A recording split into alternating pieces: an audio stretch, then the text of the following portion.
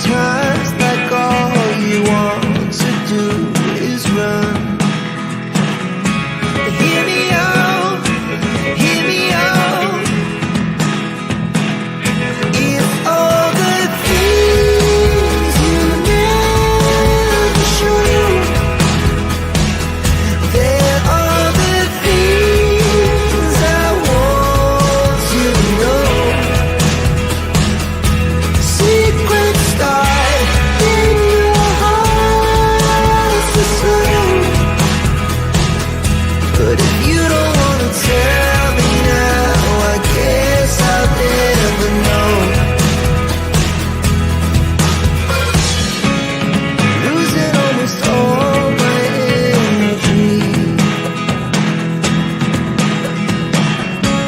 It's getting hard to talk to you, and I'm the only one who speaks. It's all the things you never show. There are the things I want to know.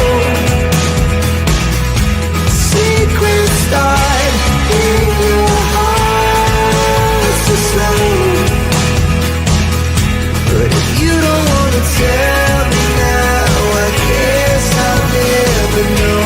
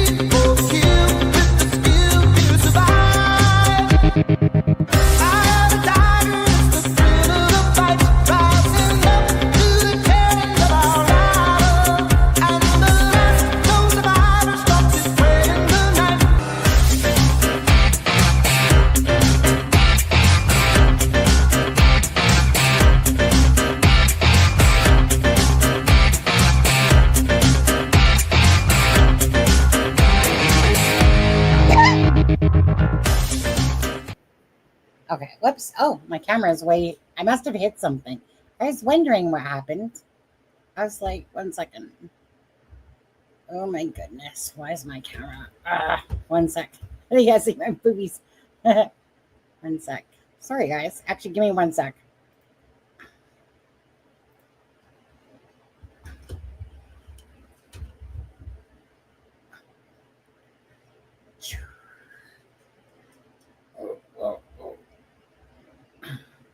Sorry, guys. Trying to, I think something fell. I heard something fall behind my computer. So obviously it's tugging on my camera here. So sorry about that. Just trying to get it to sit. 1 second here. For Pete's sakes. Get your act together, Sonny. 1 second. Gotta configure something else quickly. Do. Okay, 1 second. Tilt. Nope, wrong way. Oh, well. Good enough, whatever. Okay, my bad. Anyway, sorry about that. Something, you know what? Something fell behind my computer a few minutes ago. I'm figuring it's it's one of the speakers. And anyways, something did, because that's what obviously pulled my camera down. Anyways, um, welcome to the live. Rough start already. Actually, you know what? I wasn't even going to do a live today, to be honest with you. And then Melissa was asked me if I was going to do a live. Honestly, I wasn't going to do one. And guess who's not here? Guess who's probably sleeping? Melissa. So Melissa, wake up. Something about medication around 4 o'clock. So that was around about 2 hours ago. Something about medication, getting sleepy. Message me on Messenger if you're going to do a live. Did, sent her everything. Huh. Charmaine, she's not here. You know, some people's children. Anyways, hey Charmaine, hey Sharon, how are you guys? See, this shirt's all sparkly. Here, bringing out some sparkles. Anyways, of course, as you guys know, Sebastian's walk is March 1st, and that's coming up here. So again, please join us as we ask for prayers and strength for Sebastian Wayne Drake Rogers, his loved ones, and most importantly, law enforcement in Sumner County as we move to the 1 year mark, which is in 2 days. As we move toward the 1 year mark, we need all the strength and prayers and unity we can get. So as you guys notice, my challenge to you guys as well. So on the 25th, I will hopefully have Seth's Cash App for anyone that wants to donate to Seth, or to mark the 1 year mark, and to help him out. Okay, simply that, to help him out. But I challenge you guys also to put your avatar to Sebastian Rogers on the 25th for anyone that's following the case. And as you guys can see, my avatar I did this one up, and it says Sebastian Rogers missing 1 year on it. So hopefully you guys can do the same thing. Just got home from Lethbridge. Oh, okay. Hi, little Miss Sunshine. How are you? So, of course, Saturday, March 1st, 2025, 2 p.m. at the Celebration of Life Church, 768 Forest Retreat Road. Again, March 1st, that's coming up. So I personally live in Canada. Don't think I'll be making it. Wish I sometimes didn't live over on this side of the world. I'd love to be boots on the ground over there in the United States. I'd probably be like towing a ride with JLR or something like that. Or Charmaine, me and her. Go on a cross country. But anyway, so let's see here. Stop screen. Stop screen. See, now I'm up close and personal, and I didn't want that. 1 second here. Share screen. Now I'm like I don't like being this close to you guys. No offense, but I really don't like being this close. Okay, wait. I had a picture up. Where did it go? And where's my picture that I had? This one here. Come on. It's going to make googly eyes at you guys till I find it. Okay, there we go. Get my butt off the screen. Whoops. I don't want to put my butt off the screen, but there we go. Even though, I don't know why it did that though, because it was set to this. Maybe I'll do this. Maybe I will. Okay. So anyways, as you guys know, on the 26th,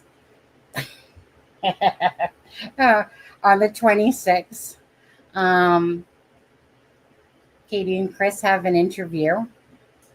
Pretty sure by this one particular piece that WSMV put out.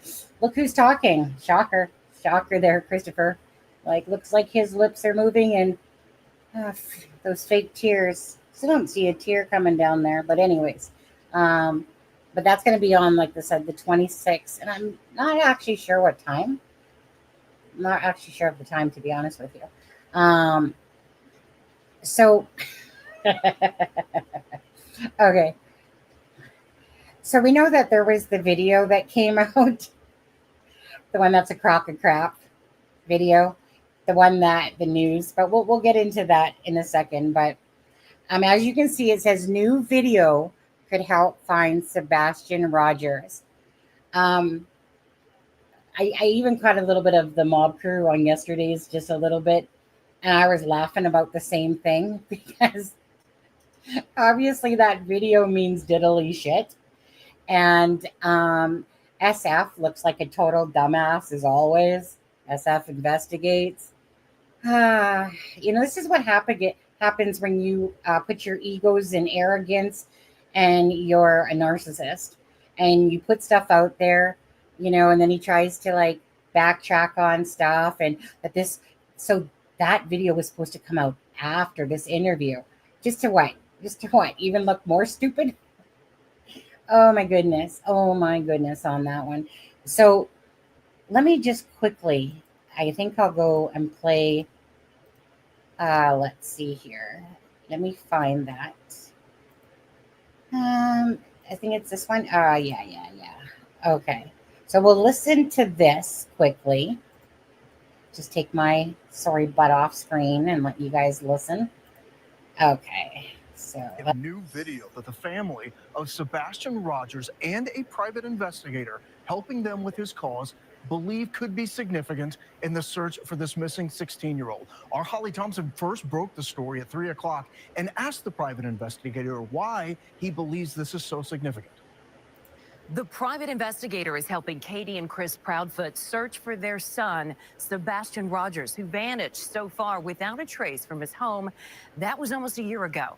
The family hired Steve Fisher late last year to take on Sebastian's case. Now, Steve says the video they're focused on now could be a break in the case. He says if you look closely, it shows a person in dark clothing in Sebastian's neighborhood right around 12:17 a.m., the night Sebastian disappeared. He says that person appears to hide behind a car when someone walks a dog nearby. Then that person takes off in the opposite direction.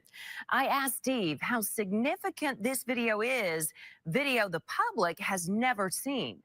So what we found, we went through over 100 hours of surveillance, and it wasn't until the third pass through the surveillance that we even spotted this person. Is this person accounted for? Does law enforcement know who this individual is? Do they even know about this person in the video? And if they do, have they accounted for who that is? Steve told us the TBI also had a copy of this video. We reached out to them asking why they never released it. Now, there is still an active Amber Alert out for Sebastian. Hundreds of hours have been pouring into finding him. Ground searches, drone mapping, the use of scent dogs, and the scouring of surveillance video. So what's next in the search? I asked Steve that question, and you can see where he says they will soon focus their search in the WSMV4 News app. The family did sit down with me one-on-one. I'll have that full story for you on the day 1 year ago that Sebastian went missing. That's Wednesday, February 26th. Be outdoors.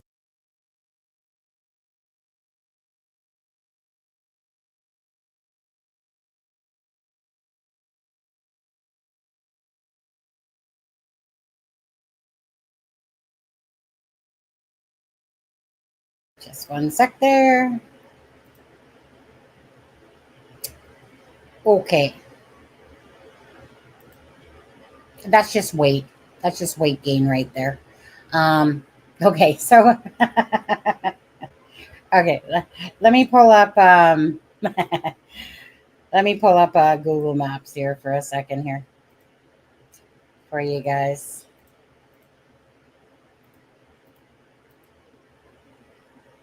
Okay. So, talking about embarrassing, talking about humiliating, to be honest with you. So, SF put out this video. In fact, it was a bit longer of a video. And he was claiming that there was this dog walker on top of this other person that was hiding behind a car. And just to give reference here, so there's a camera. So Bobby's house is either this one or this one of the two. The camera comes from 1030 Kellen Lane. Okay, I think it's either this house or this house. I'd have to go down to the ground and see. The light is coming from right here. Okay, that's where the house light is coming from, right here. So kind of like what Mob Crew showed on his. Now, no offense, Mob Crew, but I'm not sure how many times, if I had to hear you say about your sources and how many multiple you had every time you spoke today or in that video yesterday. I think we got the point on that one, dude. Just saying. Anyways, through his sources and multiple sources that he's gained, including some off of this one because a lot of people were pissed. Well, honestly, the man thinks he's so special. So he puts out this video which tries to make you believe that perhaps this unidentified person at 12:17. Oh, and don't forget, 5 minutes before that, it's the same person walking their dog. As if Ellie didn't have it. You know, I think he's trying to come off the hero, and honestly, he's just a big fat zero. That's all he is. He's one big loser. Yes, SF investigates. You are truly a dumbass. And this honestly is just embarrassing. And then so wait till this interview comes out. So unless, like Mob Crew said, like unless they edit it and take that part out before they look like fools, probably not. I'm thinking that they're going to leave it in. And, you know, a lot of this is going to be based around like, yeah, you know, the Proudfoots are paying me $2,200 a day just to put out this fake information as if he's so special. Do you honestly believe that Ali hasn't seen your stuff, all those videos, and checked them all? And again, guess what? There's no sign of Sebastian Rogers on any camera. But anyways, so this light goes off and then on. The gentleman takes his dog for a walk, like Mob Crew's showing. He takes his dog for a walk here, and then he comes down approximately here, and then there's like a Jeep there, right? And then he goes back home and takes the dog back home. It's not two people.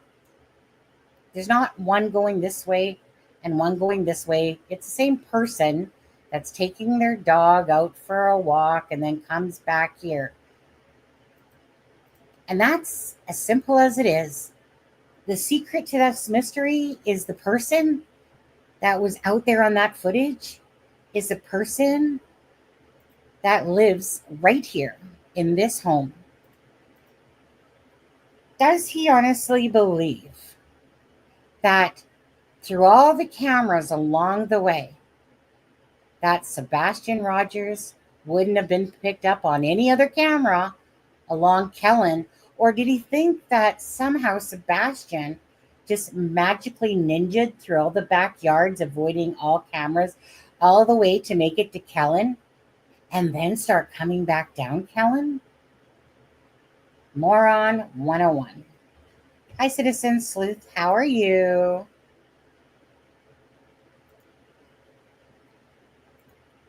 Passed down to me, my daughter. Been passed down to let her daughter. Yeah. Well, we all have the middle name Jean. And I looked in my, I think I went back as far as 1690. And I could see where my middle name came from. Because all our middle names are Jean. My brother's middle name is Jay. But when I looked down that family tree stuff, that Jean is everywhere. Glory Jean, right? My nickname is Sunny. My real name is Sonia. Sonia Jean, Tanya Jean, Paula Jean, Kenny J, Christina, my grandma, Christina Jean. And it was just like, oh crap, is that where that comes from? That must be the French side on there.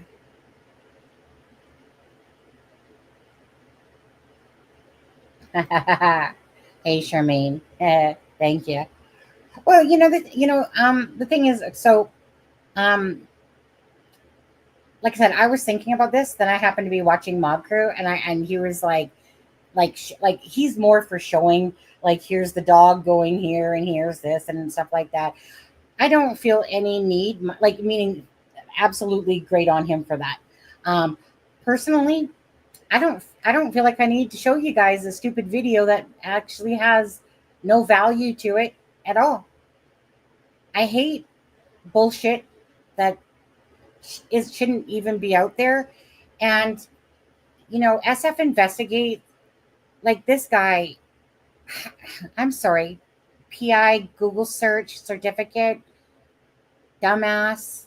Like, what did he Google to get that PI license? I would love to know.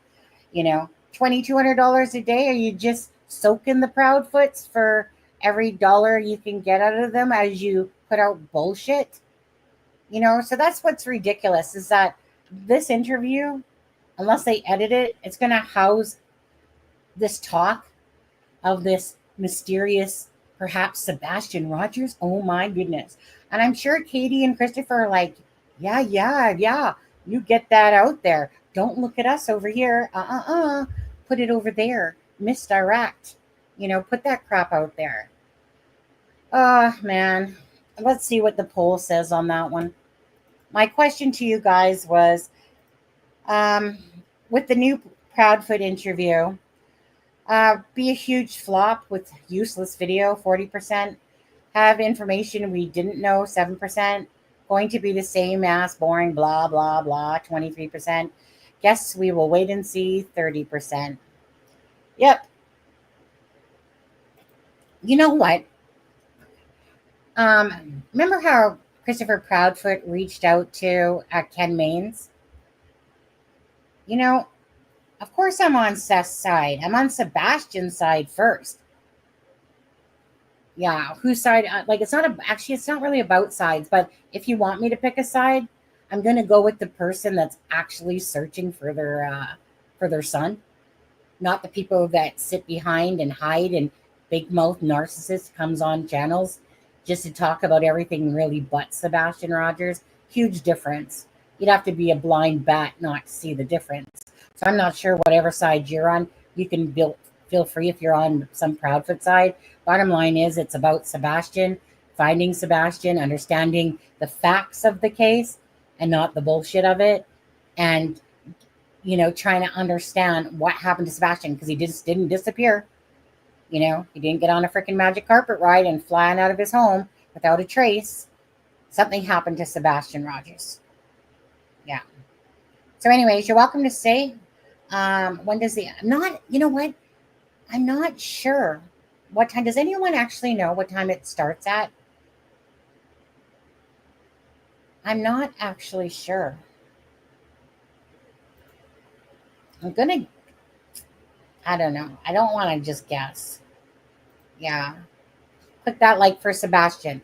Not because for the channel, I don't care about that part. But Sebastian, the likes, that's about putting it into the algorithm. Okay? And then we just want to keep out the truth, the facts, speculation, what we think perhaps might have happened to Sebastian, sure. But we always want to stick to the facts and not the bullshit, most importantly. But for Sebastian Rogers, please click the like.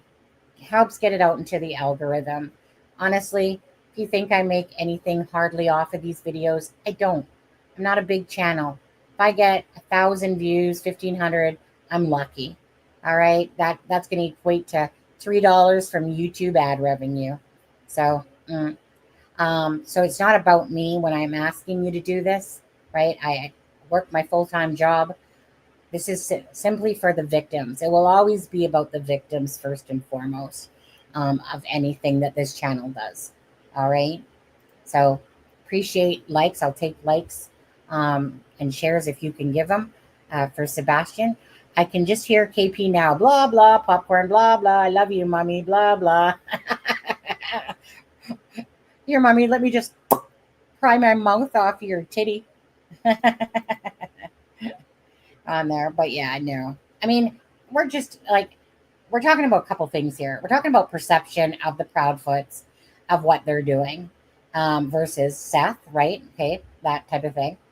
As for what happened to Sebastian and who's actually involved, we obviously can have our speculation, but we really do not know what happened to Sebastian besides what we can perhaps surmise. There's only a few things that could have happened, yeah, at the end of the day.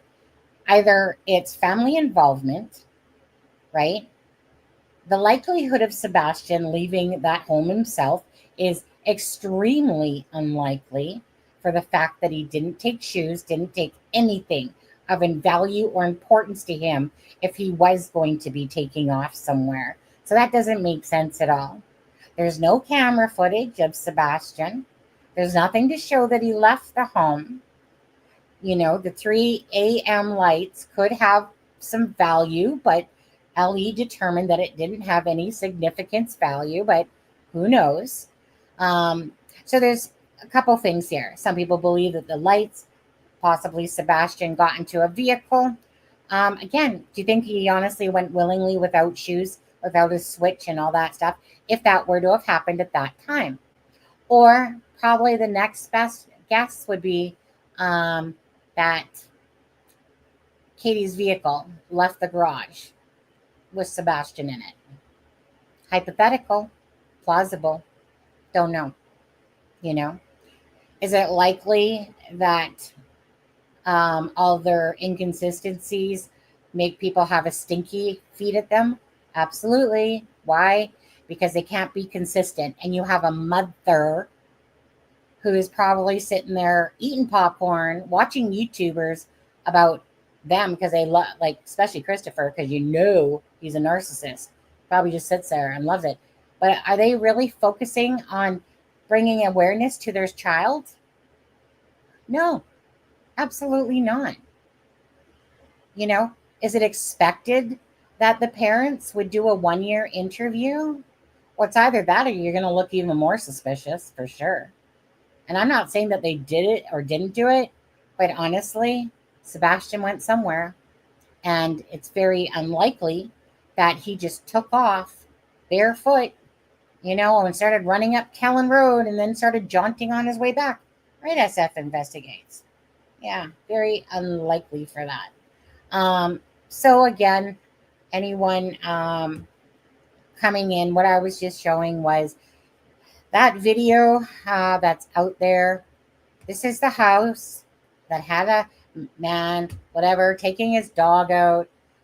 The camera's over on this house or this house. I think it's this house. I think Bobby's is this one. Anyways, that sees this house, the camera. The guy has the light off and on, turns off and on. But of course, we just get a glimpse out of it. And I love how he says that it wasn't supposed to drop. Oops, breaking the case. Well, you just heard him speak there.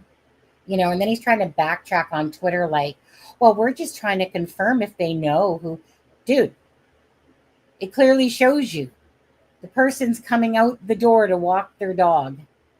How hard is that? But no, let's turn it into another stupid mystery of something of non-importance. And now you look like a total jackass.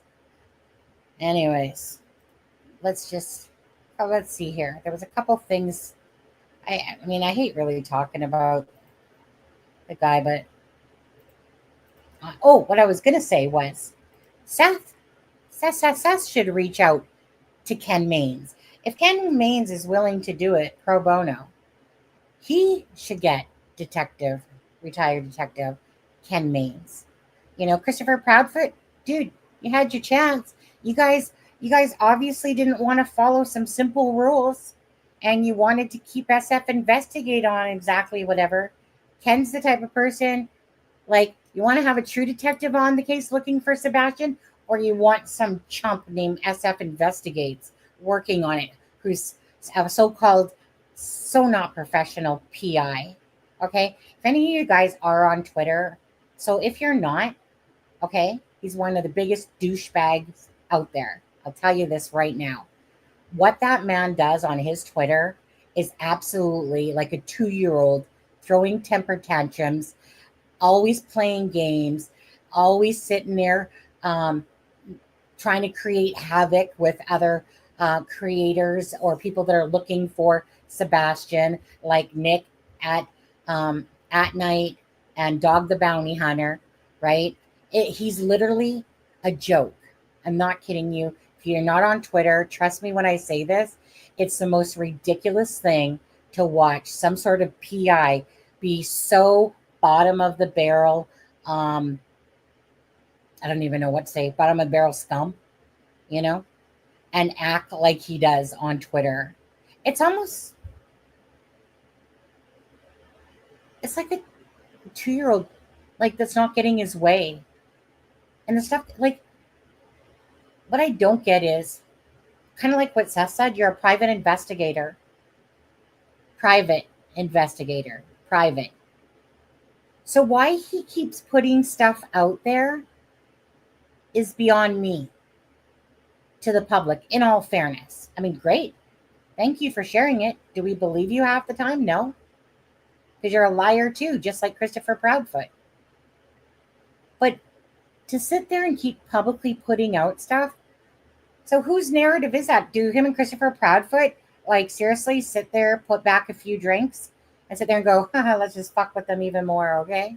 Yeah, let's just try to misguide them. Yeah, let's just show this shit. We're going to block out, the freaking backyard of the Proudfoots and black out or put the stupid little blur mark over this other house. Like anyone gives a crap. Like, we haven't seen the backyard of the Proudfoots a billion times during this case. Seriously? And you're going to put this privacy? Again, it's just stupid games, Or he's going to put his own personal timestamp on there. No. But you got to show your receipts properly. But anyways, I wonder if that interview she mentioned she FaceTimed her SA mother. And, well, this will be very curious, won't it, Carrie? If that comes up, right? That would be a good one. That would be a great question. Yeah, that would be a really great, put her on the spot like that. No, but Christopher Proudfoot, he probably said, can you send us the questions so we're going to see if we're going to answer these ones or not? He's probably that much of a control freak that he probably wanted the questions sent to him. Yeah, no, we're not gonna talk about this or that or this or that, stuff like that. But you know what?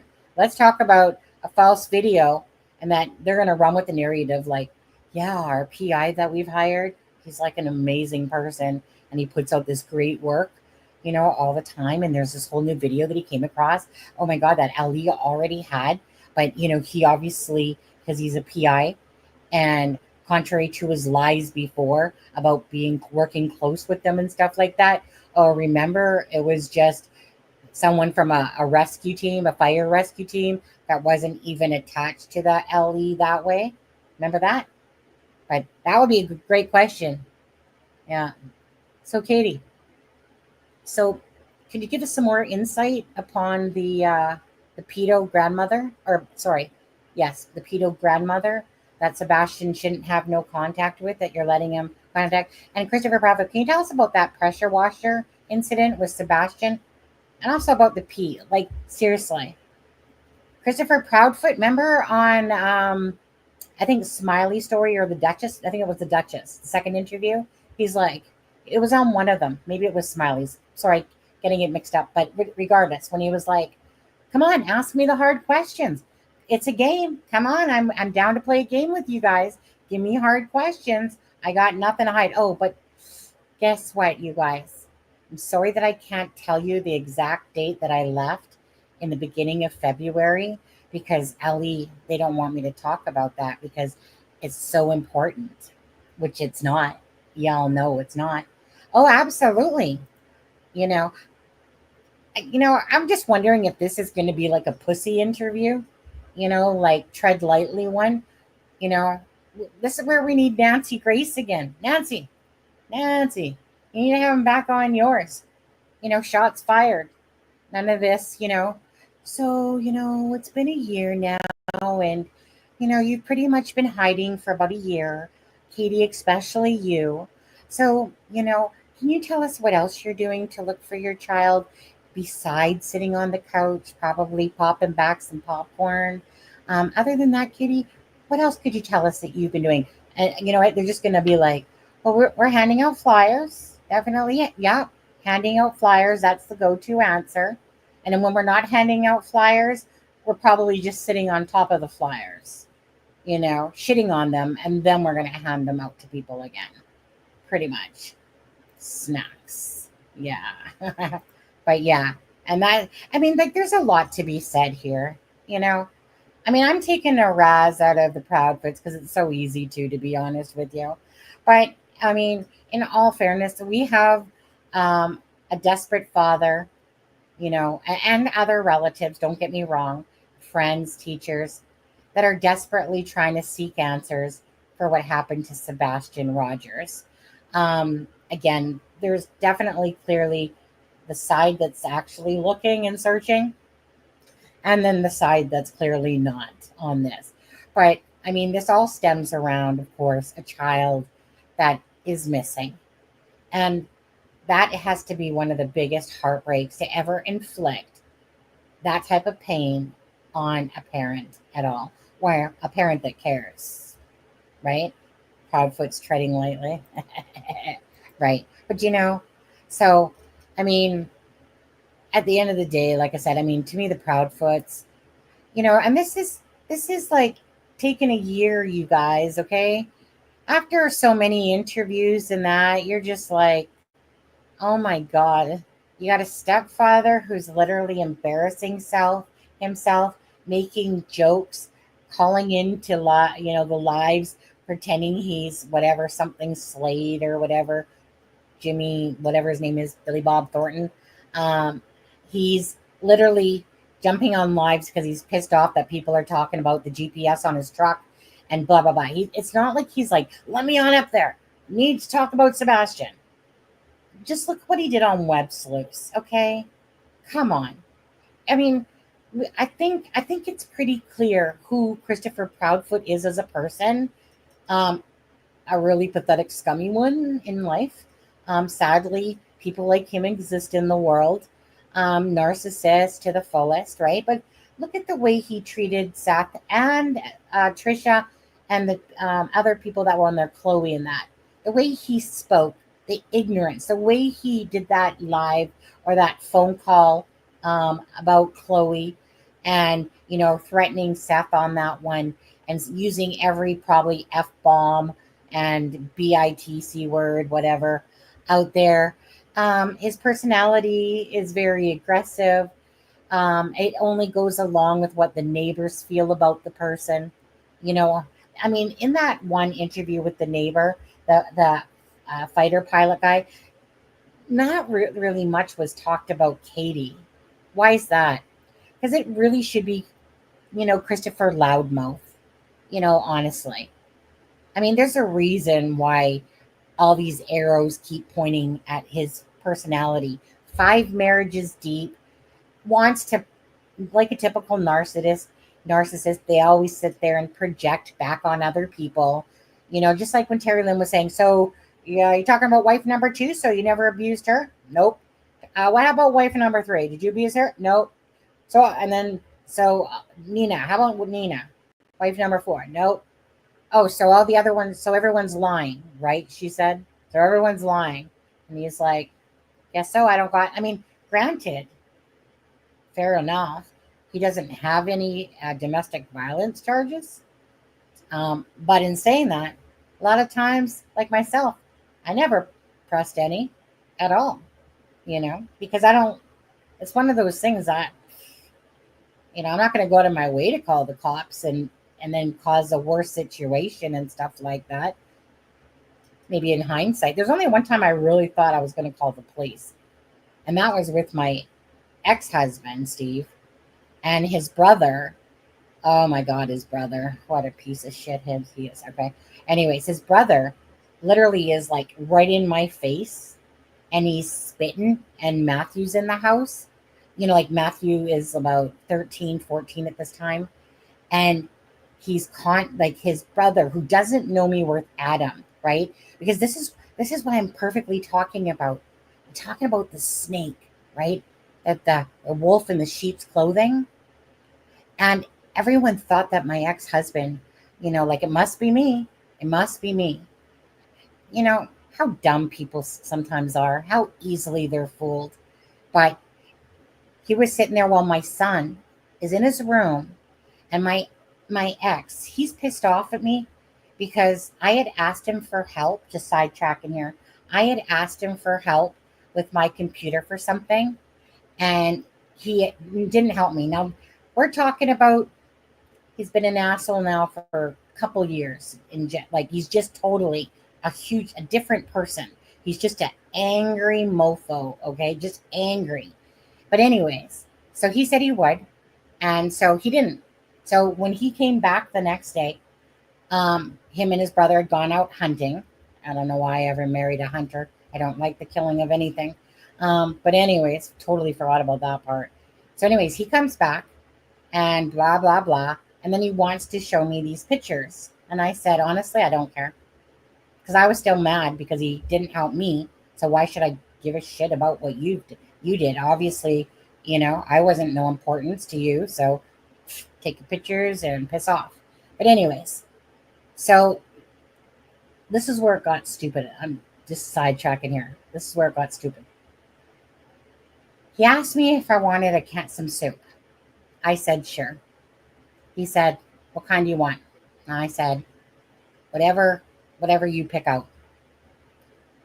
I'll tell you, no sooner did I say that, all of a sudden the curse words start coming out. Why can't you just effing tell me what soup you want? Why are you such an effing bee and this and that? You're such a blah, blah, on and on and on. And I'm like, really? Now, his brother is in the kitchen, right? And like I said, okay, you want to talk about disgusting pigs? Okay, his brother and his girlfriend, disgusting pigs. We went over to their house once. Picture a dilapidated barnyard, but it's a house that houses about 5 levels with someone living on each floor. And imagine walking into this house that has those pincher dogs that have short needle hairs, and everything is covered. Everything is covered in these needle hairs, okay? Not only is everything covered in these needle hairs, but there is shit, dog shit, all over the floor.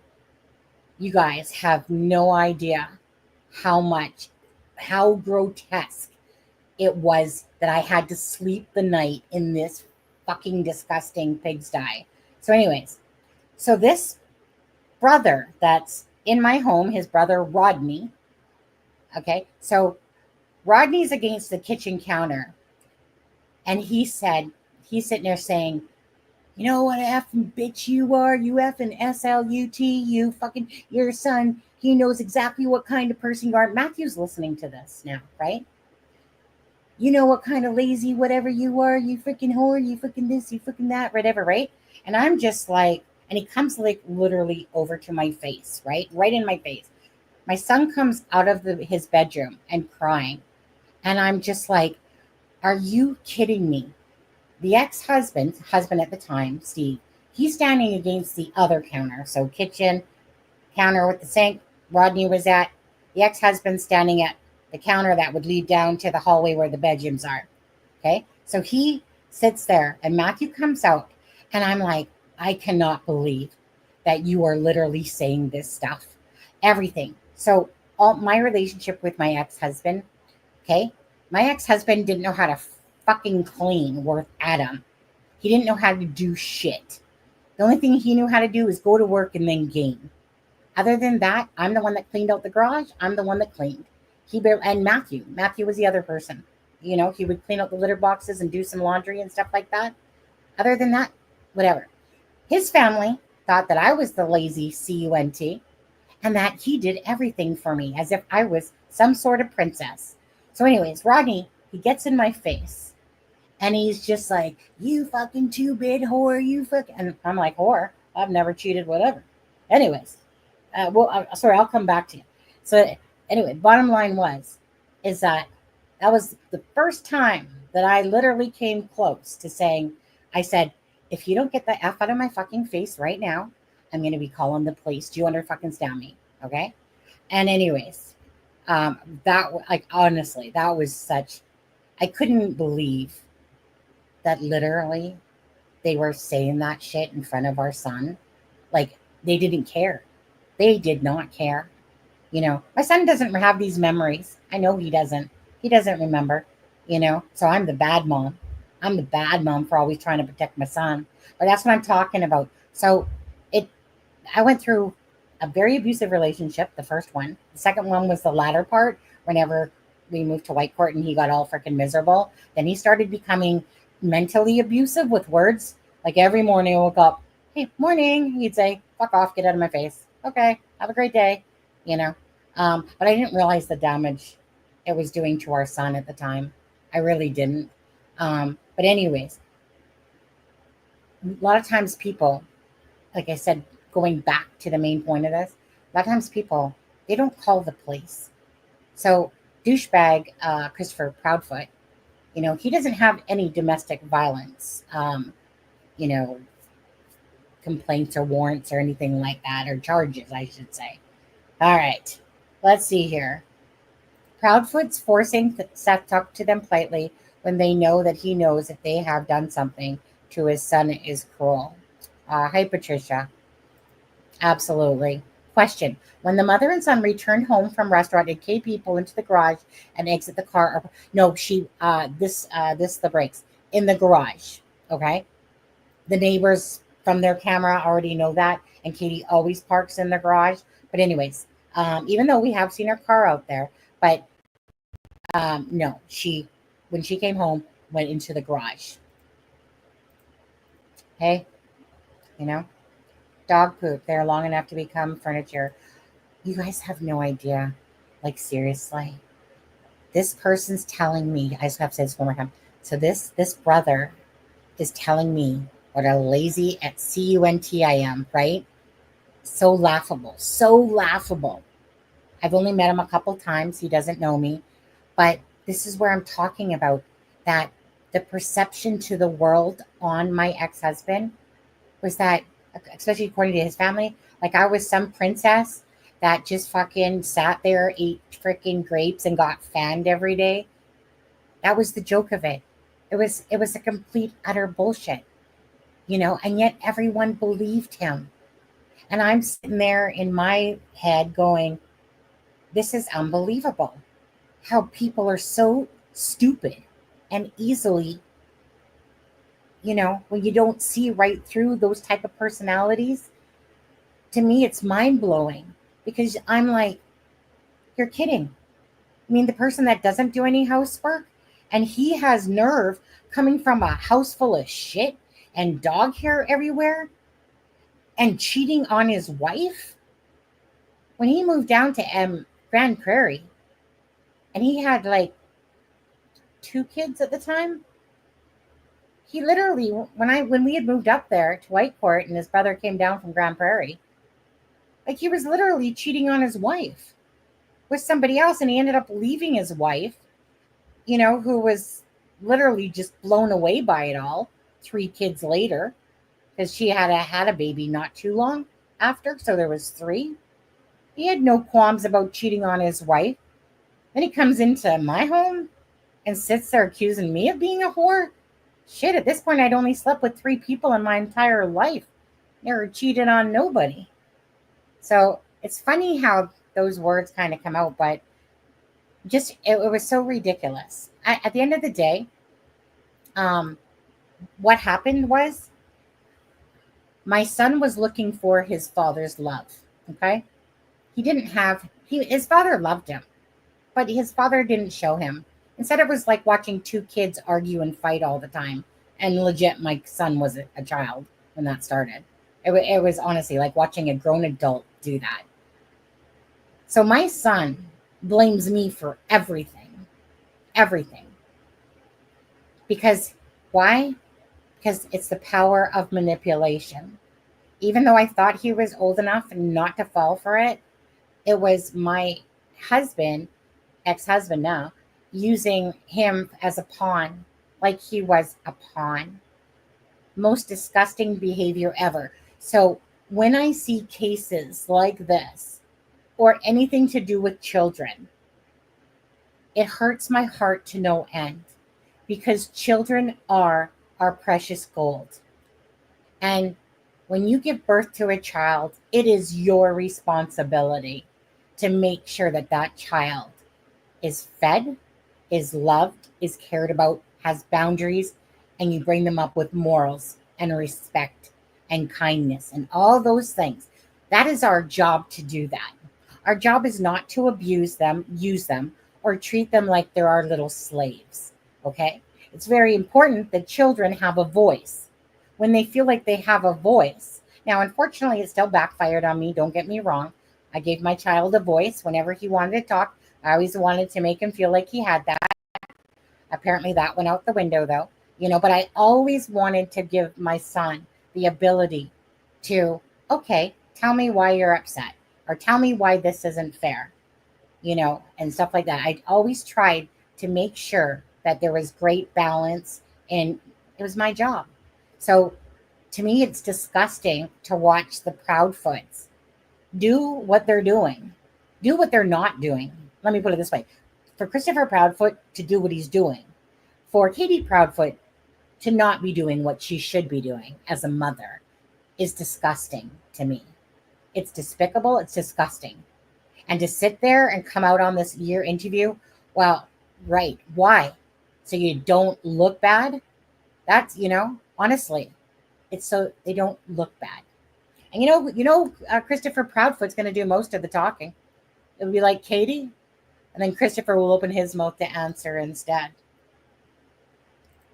Sounds like a drunk. Talking about my ex.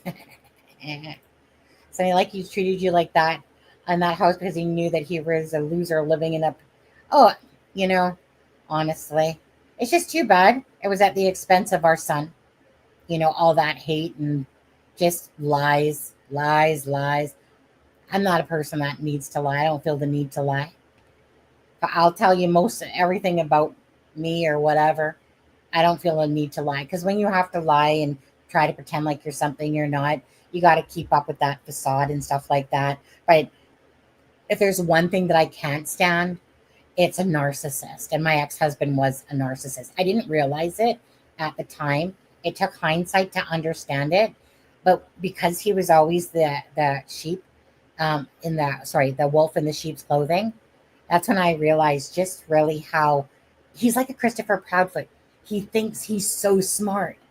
My ex-husband thought he was smart, the smartest guy in the room. Everybody else was stupid compared to him. And he would sit there and poke the bear and then stand back, right? So if there's people that I cannot stand, it's fakes, right? It's narcissistic personalities. It's like, get back down to this planet, because you ain't anything fucking special. You're nothing special, Christopher Proudfoot. SF investigates. You're a big douchebag. There's nothing special about you at all. And you're honestly embarrassing to even call yourself a private investigator and then put out this defunct video that literally has nothing to do with Sebastian. Hi, Crafty. How are you? Sorry. I'll come down to some comments here. Yeah, the both of them are terrible. It's kind of hard to search when you already know. Absolutely. That's how I'm seeing it now, personally. That's just my opinion, but that's how I'm seeing it. And so the other night we listened to that live off of Bullhorn Betty, where she'd had that interview with the relative of Katie's, and so basically that relative Yada, she's the one that came out. Oh, you mean those fake tears? She said. Oh, you mean those fake tears on that interview? That's exactly it, right? It's just, when you look at everything, we'll just say the totality of everything around this case, okay? It's just that it's hard not to believe that Katie and Chris didn't have no knowledge of this. I'm just praying that the best answer out of all of this is that Katie and Christopher full well, or at least Katie for sure, knew full well that they were handing off Sebastian to somebody else because they didn't want them to go Seth. He was problems, and they wanted to do it their way. I'm praying and hoping that Sebastian Rogers is alive and that he was handed off to a family member which I doubt would be likely the Bowersox, considering Christopher Proudfoot doesn't really care about the sun too much. And it would be more likely, if I had to guess which side it would be, I would say it would be on her side. You know, the child that gets everything, that one. That would make the most sense. I mean, if we're talking about plausibilities. And absolutely, Patricia, anything less for our children, we're doing them injustice. That's why it makes me so angry when I see these cases of people that are putting them in suitcases. There's so many cases, guys, right? Elijah Vu, Harmony. Um, let's see here. I'm not sure what the kid's name is. The one in the Las Vegas suitcase. You know, what's his name? The stock case, Stouch or Stotch, however you say it. Why can't I think of his name all of a sudden? Anyways, you guys know which one I'm talking about. Sorry, there's just so many. And it's just so hard. Hi, Uda. Hello, hello, hello, hello. On the way home from a restaurant, side road on the way home. You know, I mean, I hate that we have to take Ellie's word for it that Sebastian Rogers did take out the garbage, because Seth saw that video. He said, you know, on this channel, he had said that he could make out that somebody was moving, but he couldn't make out that it was Sebastian Rogers. So I don't know if he couldn't make it out. I don't know, maybe, you know, but then again, it's not like Seth Rogers stares at videos all day long, interpreting them. That's a different department, you know, obviously FBI, LE, whoever, TBI, who's ever looking at the footage, you know, obviously, you know, that's something that they do as part of their job. Gannon, thank you so much. I just drew a blank as soon as I went to say it on there. So 1 second here. You know what? I just want to do, or do I want to not? 1 second here. Let's see here. What was I gonna? Oh, I know what I was gonna do. Right. Stop screen. Just gonna. Okay, let's see what this one says. This is from Doucher number 1 or 2, whichever one. Anyways, from SF Investigates. As we approach the 1-year mark since Sebastian Rogers went missing, instead of uniting to find Sebastian, debates over runaway versus foul play or abduction versus lost person is the focus. The priority should be finding Sebastian. Oh, what a great motto that would be, SF Investigates. If only you were doing that instead of putting out false information. You know, because they did. Remember on the Lore Lodge? I guess I'm getting paid to not find anything because we have no information whatsoever that can tell us about Sebastian. Why is he even on the case? Like I said, Seth should be getting Ken Mains. You know what? Like I said, Christopher Proudfoot, you had your chance. You obviously are too self-absorbed. You probably had your own rules and regulations, and Ken was probably like, take a hike, dude. You know? But it would, you know, Seth Rogers should actually reach out to Ken Mains. Okay, so anyway, law enforcement and professionals, not including him, not including SF, because he wouldn't be a professional, will find the facts on his disappearance. When Sebastian is found, he will tell the story of what happened, you think? Either in his own words or through science. But for that to happen, he needs to be found. This is also where the public can help. Whether it's boots on the ground, searches, really, whether it's boots on the ground or searches, says the person that's constantly going at night, Nick, and Dog the Bounty Hunter, and anybody else, really? Really, that's priceless. Casting blame does, oh my God. And then I see the next line. Casting blame does not help find Sebastian. In fact, it makes the search more difficult because it drives professional searchers away because of vitriol. Isn't that priceless? Casting blame. Again, if anyone follows him on Twitter, you know right there that's the biggest crock of shit you ever did here. Okay? Says the person who's always throwing shade on everybody else, including Lord Lodge after the interview. I mean, again, the guy's a priceless dick, seriously. I am 100% focused on actually finding Sebastian. My ass here, focused on the $2,200 a day. Even if law enforcement came forward today with definite proof of what happened, it wouldn't change the fact that he still needs to be found. Oh, God.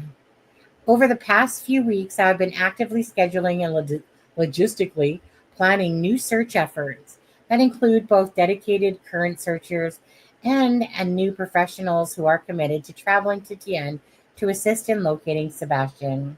We are dedicated to finding Sebastian. All right. Yeah. No, no. I'll leave that up to Dog, Nick, and At Night. People that actually truly want to help instead of douchebags like this guy. Seriously. This is like a vomit, like a whole vomit post right here. Again, who follows this guy? Who follows SF on Twitter? Or X? You guys can call it X. Who follows this piece of trash?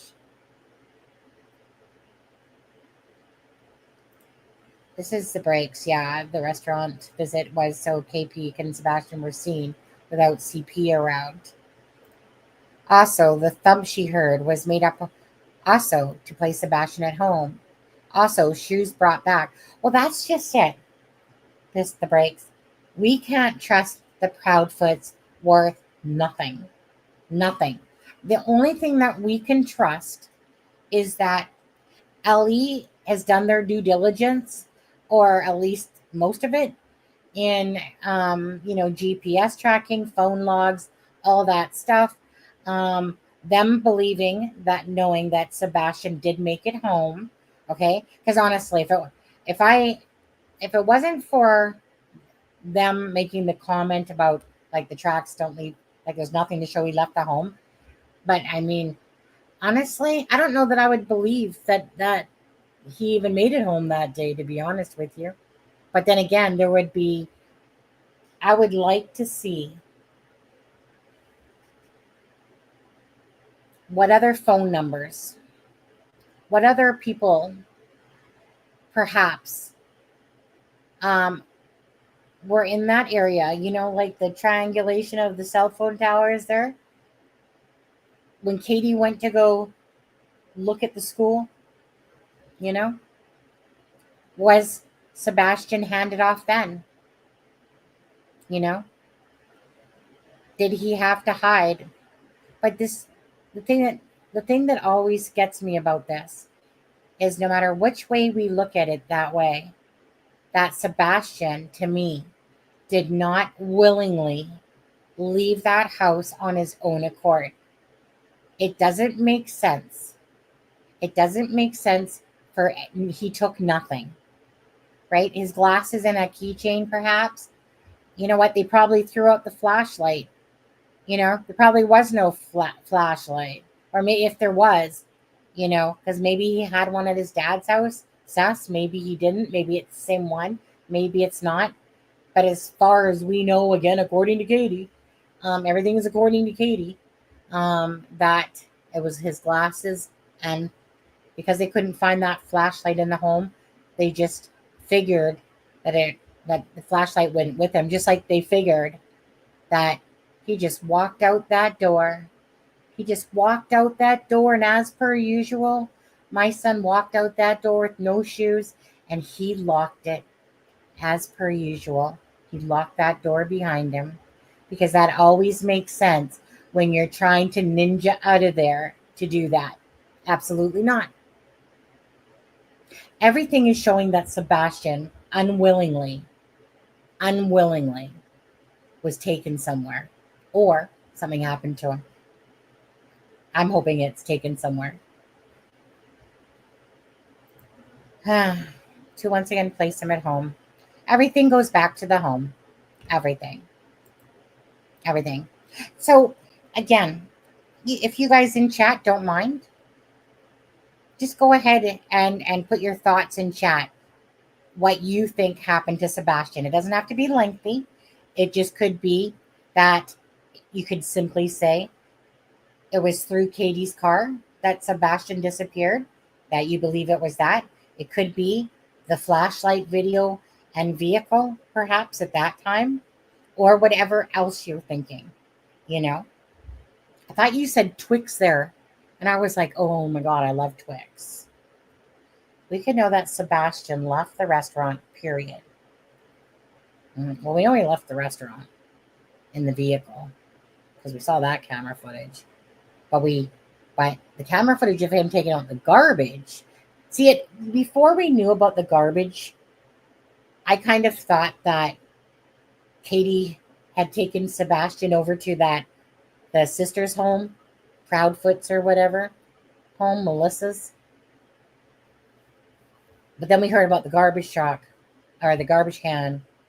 And apparently, like I said, you know, I mean, they've made statements to say that that nothing basically shows Sebastian leaving because there's no footage around there.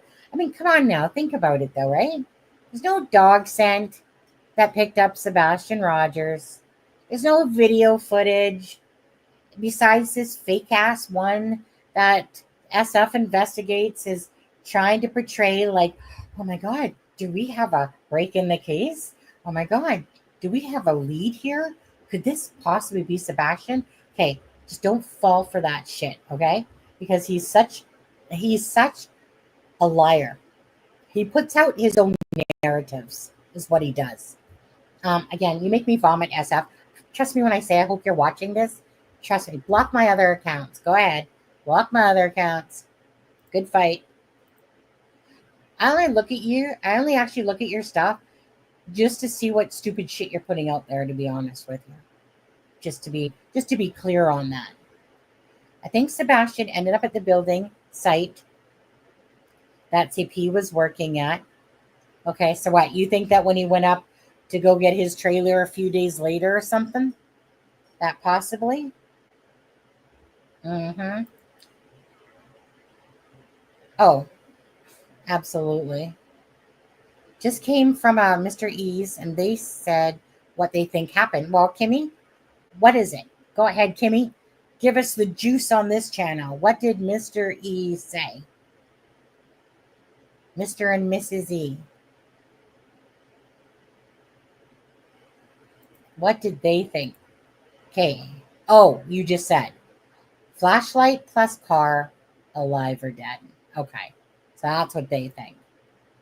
Well, yeah, to be honest with you, like I said, the top two scenarios here are now again, you have to keep into consideration still things here that the police had already said that the vehicles in the area have already been accounted for. Okay. So again, and the lights have always been an issue about where exactly they are. Right. And then we were told by Seth and Christopher that they were trash truck stuff. I don't know. Well, who knows what's going on there? Either way, Sebastian didn't leave that house on his own accord. So it either had something to do with the 3 a.m. time or it was sooner. You know, and something happened in the morning when he was transferred. Because we can't believe a lick of crap that Katie says or Christopher says. Why? Because they're liars. How do you believe a mother that can't even look for her own child and can't even put her face out there to the news? Right? I mean, how many times does Christopher say, well, every time we say something, we're just going to get attacked. Oh, well, it is the 1 year anniversary. Okay, fine. We'll say stuff. I know we're going to get attacked, but you know what? For show purposes, we better do it. What's the difference? You guys could have used the news all along and not YouTubers. Well, that's just it, Pinky. I would like concrete on that one. I mean, we've been told that it's only because of the Ellie's words and because of the neighbor across the street that said that she had asked the police officer, the LE officer, if that was actually Sebastian taking out the trash. And so the lady that can see the light go off at 9:08, the one that has the Ring doorbell camera across, So she said that the LE officer said yes. Now that would fall in line with LE saying that basically there's nothing to show that Sebastian, left home that night. But there's always that little piece of me going, come on, come on, come on. I want proof about the garbage truck. Like I want to clearly hear you say that it was Sebastian taking out that garbage. What is that? The lack of shoes indicate that Seb never left in his own 2 feet. Yeah. According to Seth, he had his 3 shoes and he had a pair of sliders. Mm-hmm. Yep. What's what mean? I'm not sure what you're talking about now. I'm not too far behind in chat. Taken out by KP by flashlight to the car. Yeah. I mean, like I said, this is ridiculous. Like, this case is so stupid in a sense because it's so ridiculous that a child suddenly just vanishes on their own, as if he's a ghost.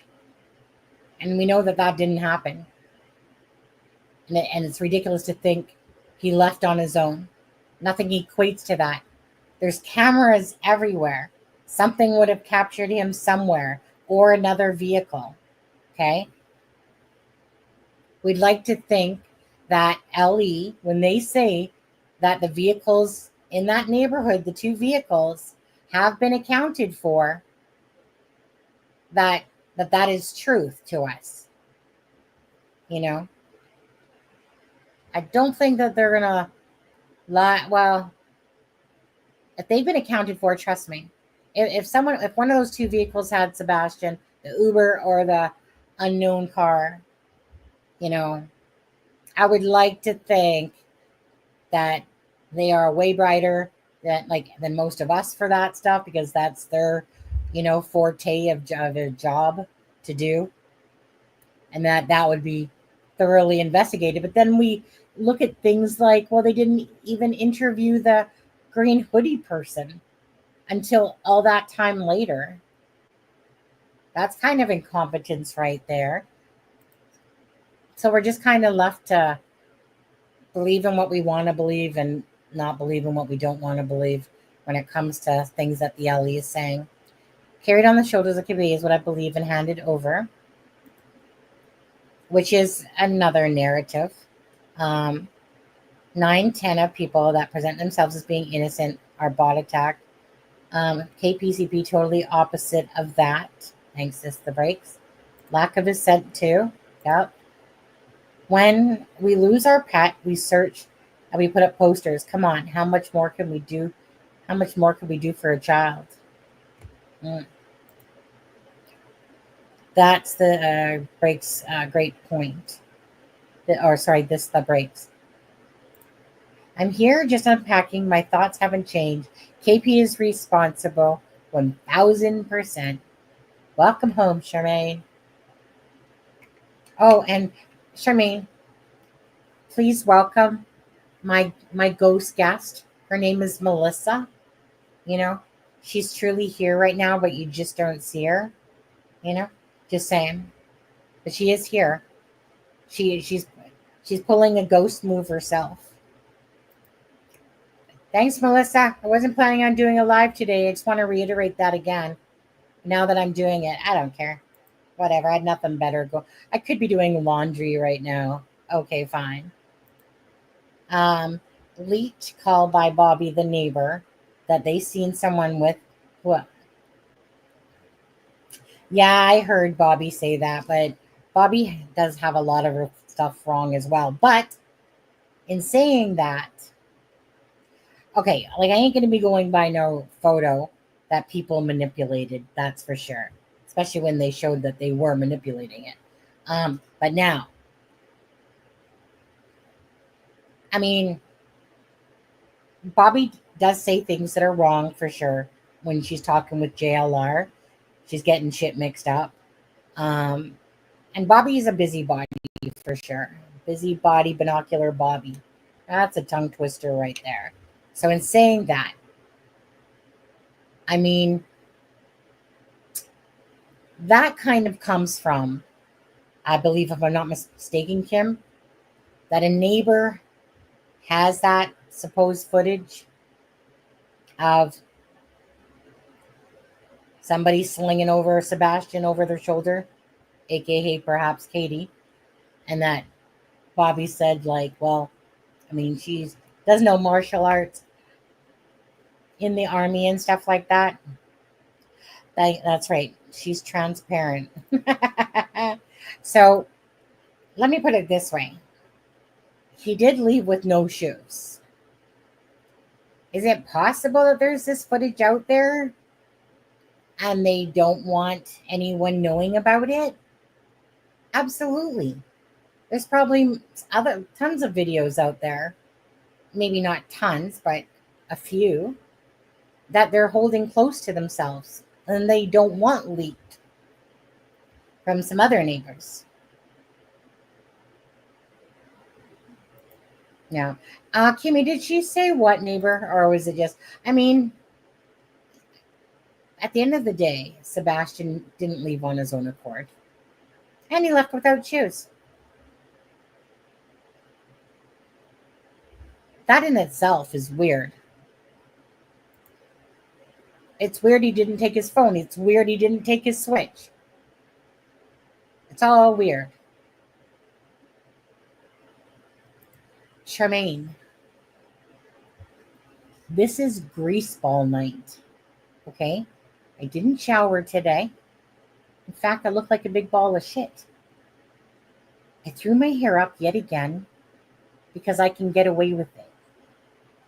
And when I get these compliments, well, you better pay me for these compliments you're giving me, actually. I feel like you owe me something now. Because now I have to actually look at this comment. But anyways, so whenever I don't do shit with my hair and I throw it up, people give compliments. Sharon did it the other day. Go figure. Put my hair down and you guys are like, just an average person. I think he could have been on his meds that makes him sleepy and carried out, and I don't believe that shit. Could have. Absolutely. You know, go on, Pinky. See, Pinky doesn't have to pay for compliments. Just Charmaine. I think he left in KP's trunk in the morning. Well, that's just it, you guys. I'm trying to wrap my brain around this stuff. Like, legit. I know you guys are too. But you know what I need to do? I need to go pee and I need to have a drink of water. So what I'm going to do for you right now, don't leave me. And if you leave me, well done, greasy hair. You cheaped out.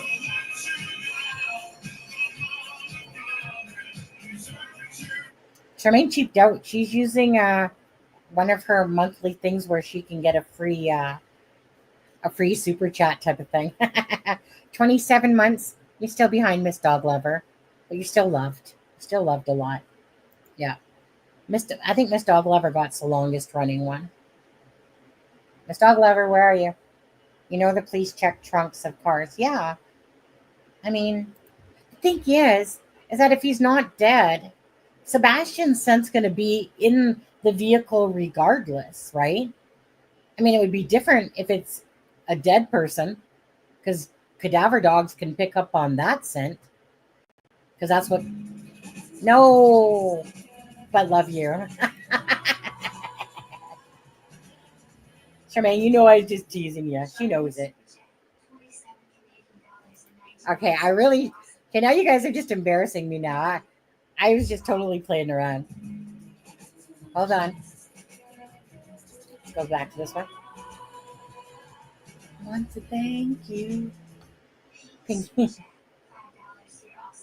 Miss Dog Lover's probably sleeping. Go on.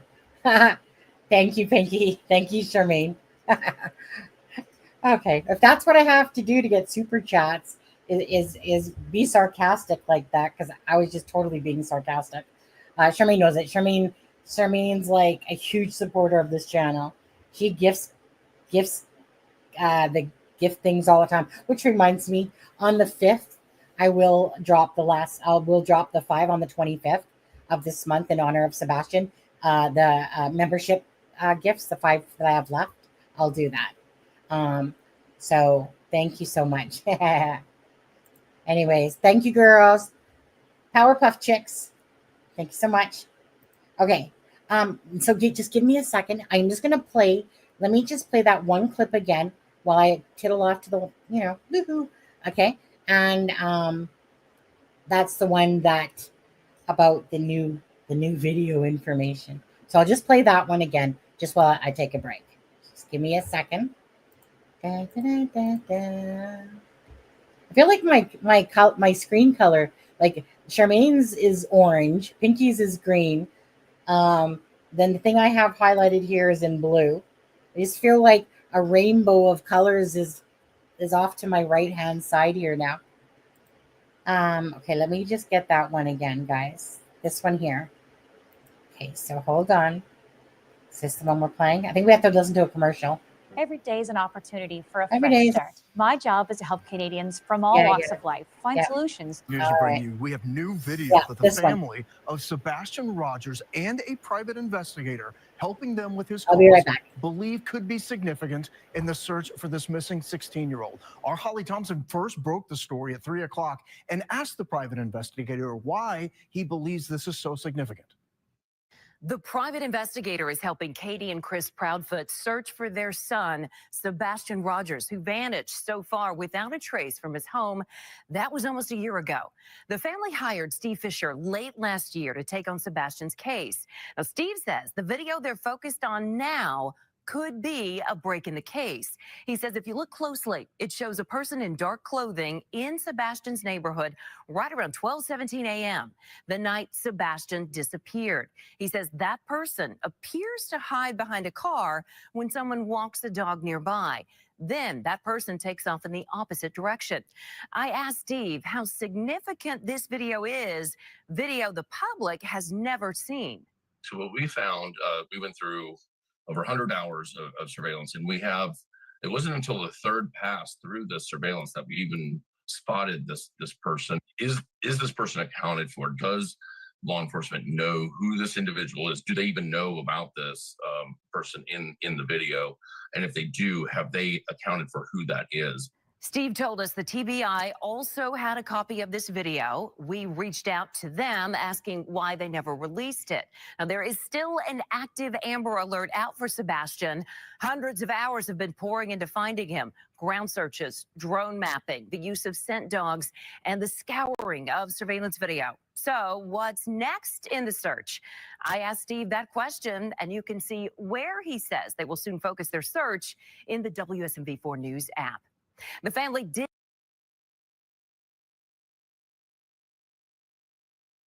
leave it at that face right there. It is debunked. Yeah, absolutely.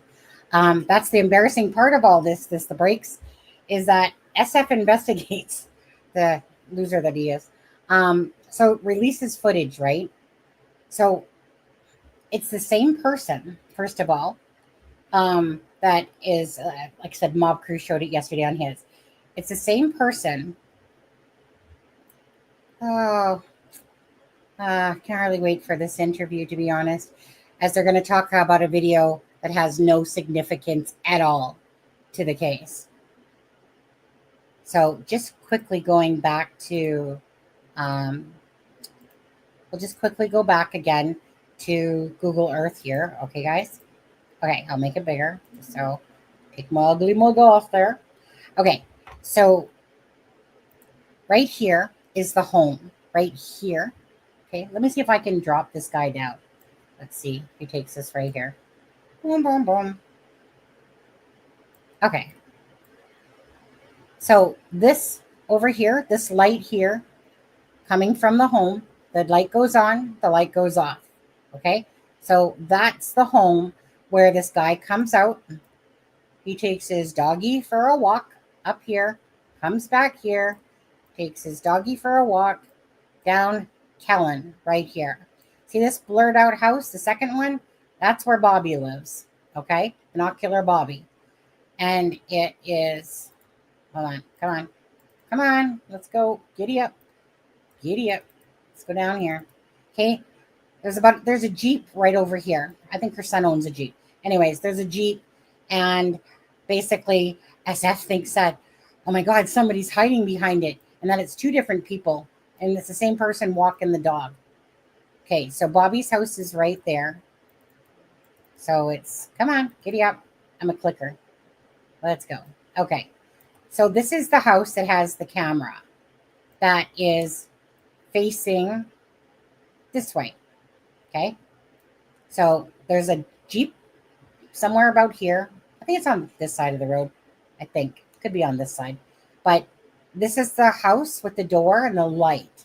Okay, so again, he goes down Devoncourt, and then this person comes here, and then turns back with his dog. Heaven forbid. And SF is like, well, I'm talking about the 212 guy, not the 217 person, and I just want to know if law enforcement has this video. Now,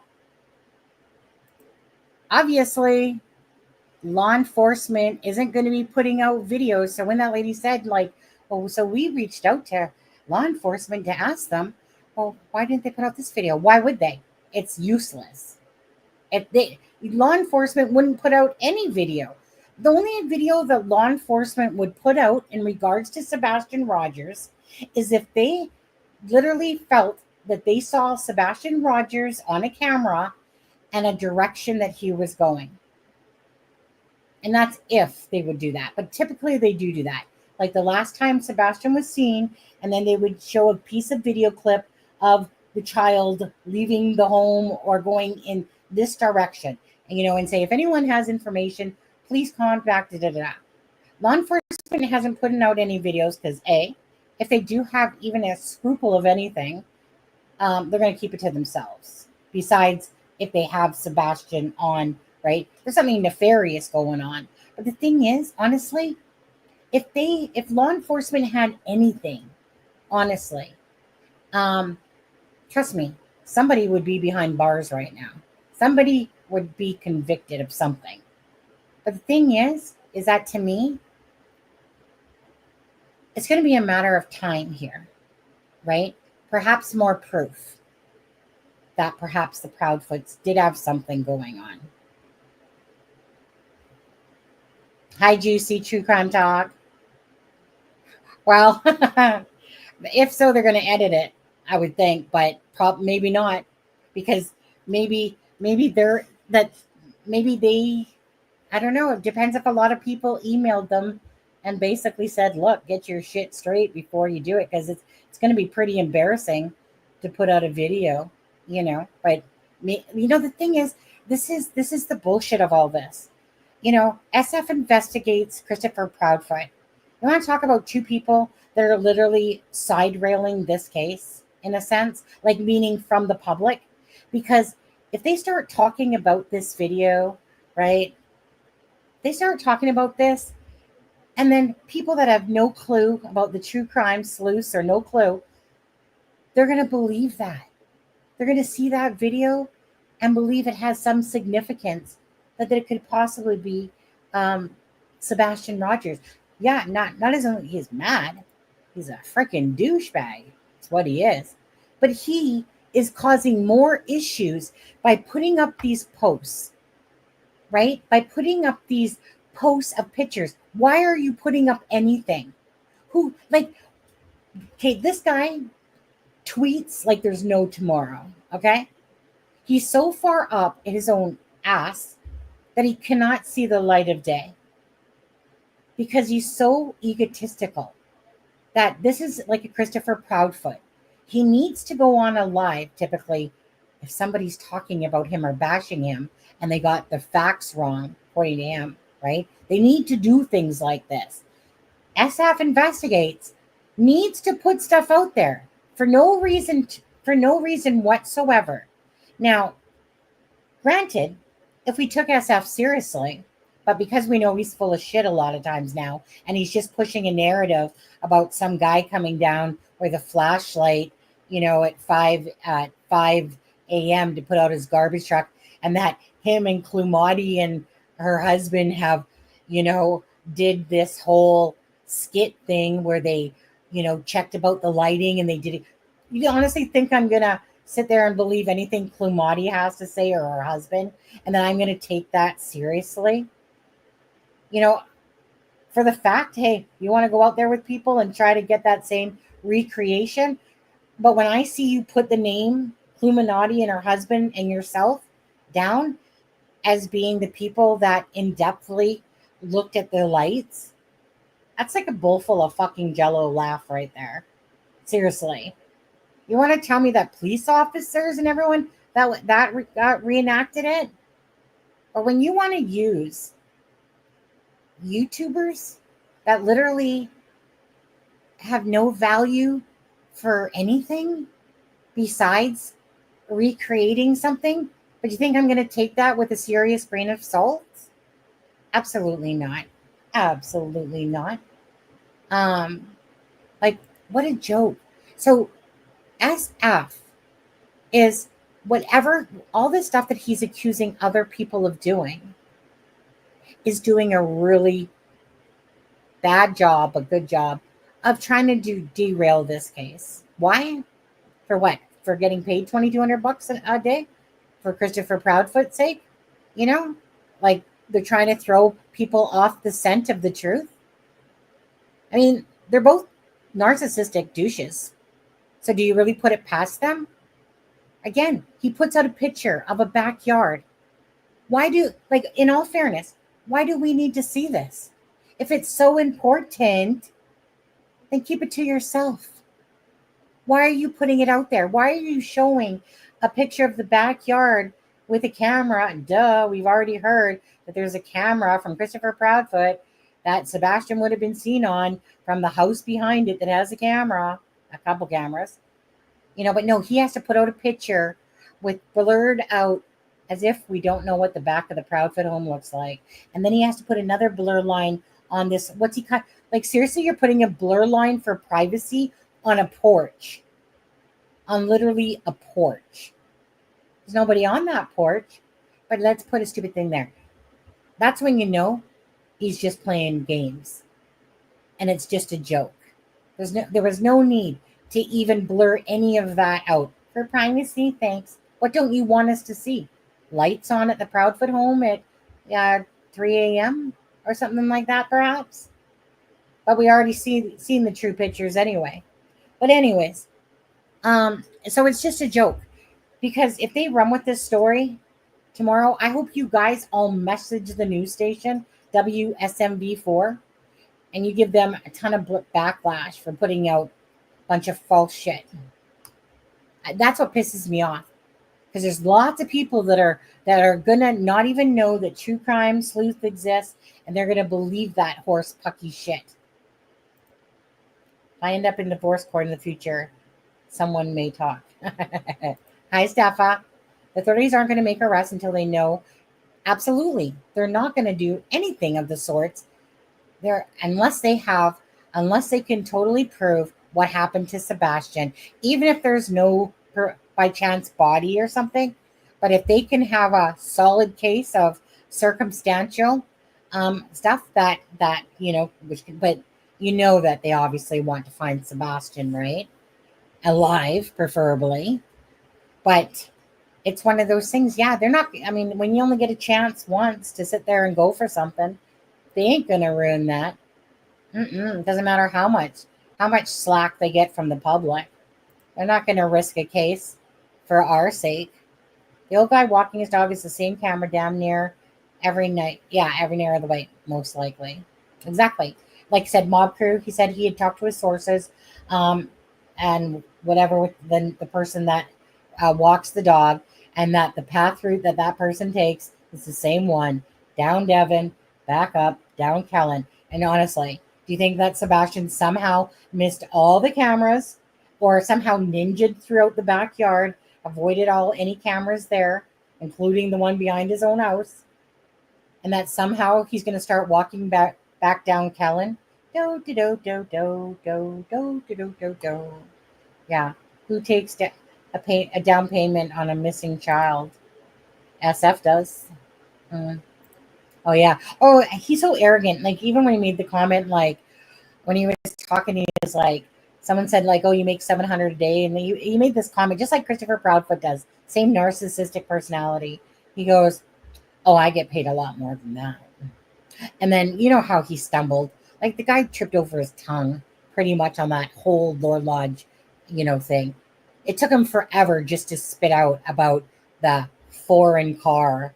Well, I'm not going to say who. I mean, I'm trying to. Well, I guess all I can say is, well, think of an Uber. Well, you know what? Actually, no. Think of something like Amazon.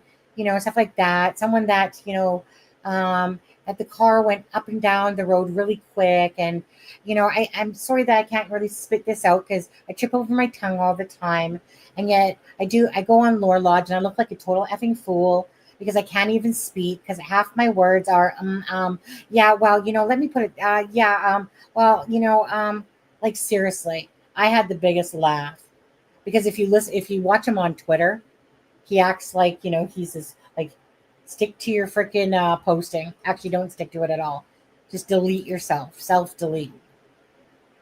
Any point the case in a different anything right, and then keep the eyes off Katie and Chris. I can't stand CLU. That's what it feels like, honestly. You got dumbass, dumber, and Katie Dimwit over there. Pathetic. Lisa, hi Lisa. That's what the bad guys usually do. Well, as a, it's just really sad that again, in a case about a child, and hold on, I gotta take this off the screen just so we can look at these losers. All right. It's really sad that in a case that's about a missing child, that SF is attacking people all the time, that Christopher Proudfoot is a narcissist and he's literally an embarrassment to his stepson's case, honestly, right? I mean, that's clear as day about how he talks, how he acts, what he's done, what he said, as well as, like I said, these people are not going on these news channels. Nah. Christopher Proudfoot, it's like he's slumming at the bottom of the barrel because that's exactly who he is, right? Basically scum slum. And Katie over there, tear? Tear? Wait, I think there's a tear there. I'm sorry. Again, I can't with this sort of parenting. To me, it's just so ridiculous. To look at even her face now makes me angry because I want to say, get off your fat tubby ass and literally put your son out there to the news. Keep putting out there that you care about your child. Do what Seth is doing and going on and doing a bunch of interviews, talking, always bringing up. Seth's clear focus is on his son, Sebastian. Huge difference. Huge difference. And if you support like the Christopher Proudfoot side, I mean, go right ahead. Sucks to be you, but go right ahead. Seriously, it doesn't take a brain cell to realize, that clear as day. But people keep wanting to, some people from the other side there want to keep knocking Seth. Really? Let's just support an abuser loser. Let's support scum. Let's support a mouthpiece that would rather sit there and get up on a live and talk about a truck. You vent, Sonny. Okay. Well, there's a lot of channels that should be embarrassed. News Nation, they don't vet nothing, okay? They just put whatever they want up. And that's disgusting. They don't even vet the information. They're just like, well, let's just have this YouTuber on and, they don't vet shit. That's the disgusting part. Once again, that's why he never made it home from the restaurant. Too many cameras and nosy neighbors, pre-planned. I think it's pre-planned. This case will be solved eventually as CP is So narcissistic. I know he can't keep his pie hole shut, right? That manhole of his, he needs to butt plug this end and the other end. Steffa, do you have regular TV?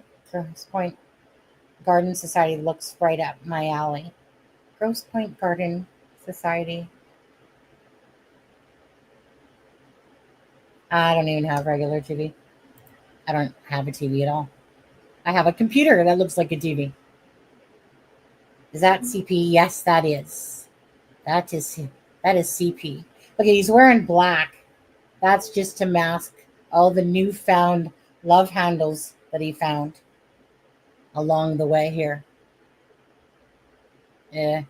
Looks, see, but you could tell, man. I mean, for this interview, he obviously got a haircut, shaved himself up to look somewhat decently normal instead of that long hair shit. I wish Katie would do something with her hair, if I was to confess. I mean, that look is not a look. Just saying. Just, I know that's just being judgmental, but, you know, I think I would have looked perhaps a little bit better for her for that interview. But Christopher Proudfoot, you can tell, cleaned himself all up. My hubby drives both Uber and Lyft, and I can track him even when he doesn't have a client. I should do that to my husband. Lisa, no, I'm just kidding. Lisa, I don't do, but I Peacock and Prime. I don't know why, but Peacock it always. Can you play it a minute? I want to see how they act. Oh, it's right at the end. Like it's right at the end here. So, okay, let's just see. Sit down with me one-on-one. I'll have that full story for you on the day 1 year ago that Sebastian. Watch that full again. Story for you. Down with me one-on-one. I'll have that full story. Okay, there's still no tear rolling down that face that I can see. But I think we all noticed the laugh. Did we all not notice that laugh again that she gets? No Uber took Sebastian. Katie, because playing pre. Okay, you're using too big of words on me, man. I don't even know how to say that word. Pre-Raphaelite allegory of shame. Shit, I never used that word in my entire life. You need to dummy it down for me, Patricia. It's going to be released on the 26th, but I'm just not sure what time. I'm just not sure if it's going to be at like 5 p.m. your time, like Eastern time. I'm going to assume that it's probably going to be somewhere around that time frame. What do you guys think? Like around, what time do the, like 4 p.m., 5 p.m.? I'm kind of thinking about 5 p.m., somewhere in that area. I wish I knew. If somebody does know, let me know. Yeah, Garden Club's just premiered. I hope it's good. Play it to see how he acts. That's what I did. CP lost his Joe Dirt look. Yeah. When you look at that face, you're like, all I think about is, so you're 5 marriages in, huh? 5 marriages in. Obviously, you're the most perfect lover boy ever. Yeah. I wonder if we actually knew the lengths of these marriages. A week? Month? Katie looks washed out. Yeah, she always does. I bet Chris talks to other women. Oh, of course. Remember what JLR found when he was up in Memphis? The lady at the bar there? That Christopher Proudfoot? You know. He, like they said, this guy, you know, I talk about one of the biggest losers to walk the planet. I've met a few of them. I'm sure he ranks up there with one. I mean, honestly. Seriously. You guys have listened to the way he talks. He's 5 marriages in.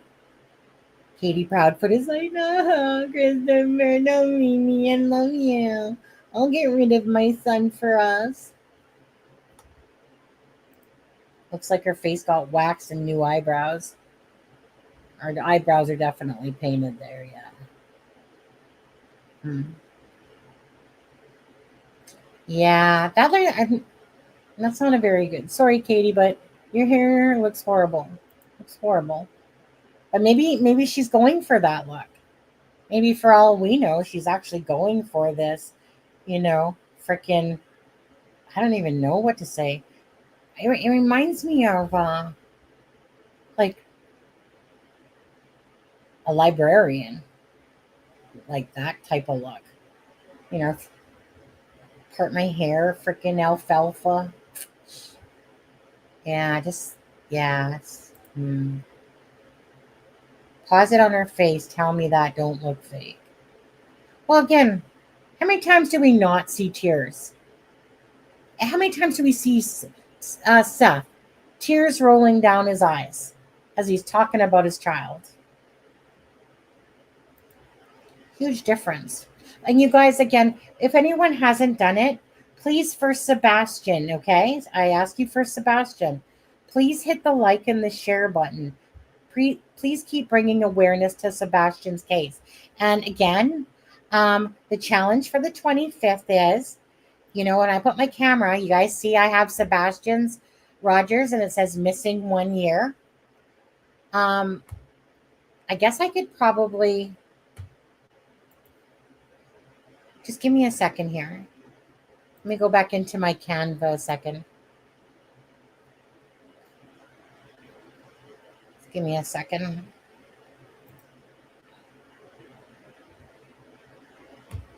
Okay, share, download.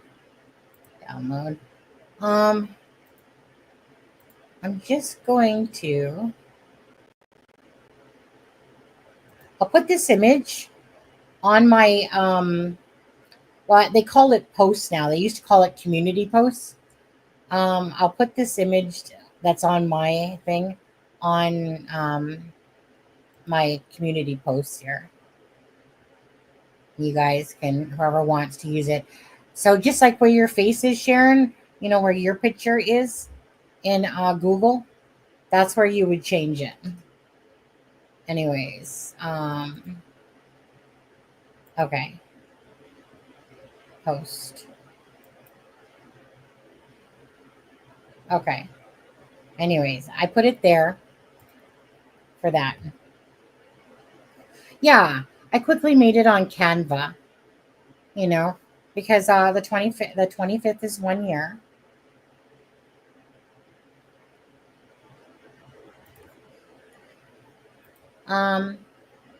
Chris is a snake.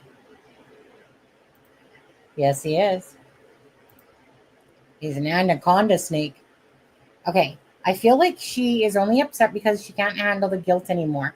And that could be very much true, right? It might not be, but it could be.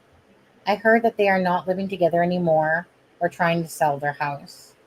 I know that we heard that about the house being sold, that in the background. I don't know how true that is, but I do know that had come out about a month or so ago about that, if not longer. I don't know if that's true. And if they're doing this together, I think that that's perhaps more a rumor, to be honest with you. Especially if you did something together, you're going to stick like flies to shit together until someone breaks. Katie, care to tell us what really happened? CP and QB look like they're eating well. They definitely are eating well. Definitely there. Sunny, an allegory.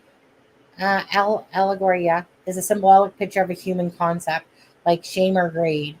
And old artists painted ginger women to represent allegories, and the style of pic is called. Oh, okay. I'm not going to try to say that last word again, though. Am I the only one to vote for new info on the poll? Oh, yeah, let's go back to the poll. Bossy. Okay, poll. Will the new Proudfoot interview be a huge flop with a useless video? 45%. Have information we don't know? 5%. Going to be boring, blah, blah, 23. Guess we will wait and see, 27. At the end of the day, we all know our asses are going to be glued. I mean, I know I have to work. Like, I'll probably be at work, sadly. Wait, today's Sunday, 24th, 25th, 26th. Yeah, I work the 26th, but I think I work 9:30 to 5:30. So chances are I can't watch it as it happens because I work. Dang it all. Either way, I'm going to be excited for what we either get to hear, don't get to hear. Again, it's another interview. It's another tidbit of possibly some information that they might lie to us about, but still, any information at all is better than none. We'll take it, even if that new video is a bunch of shit.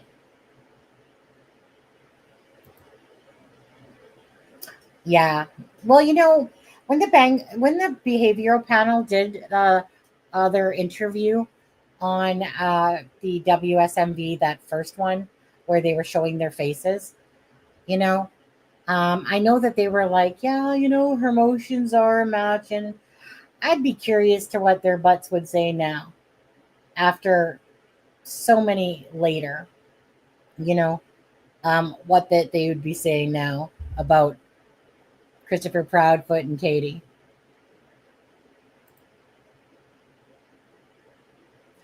I put the picture up there, Bossy. Yeah. KP is aging fast. Yeah.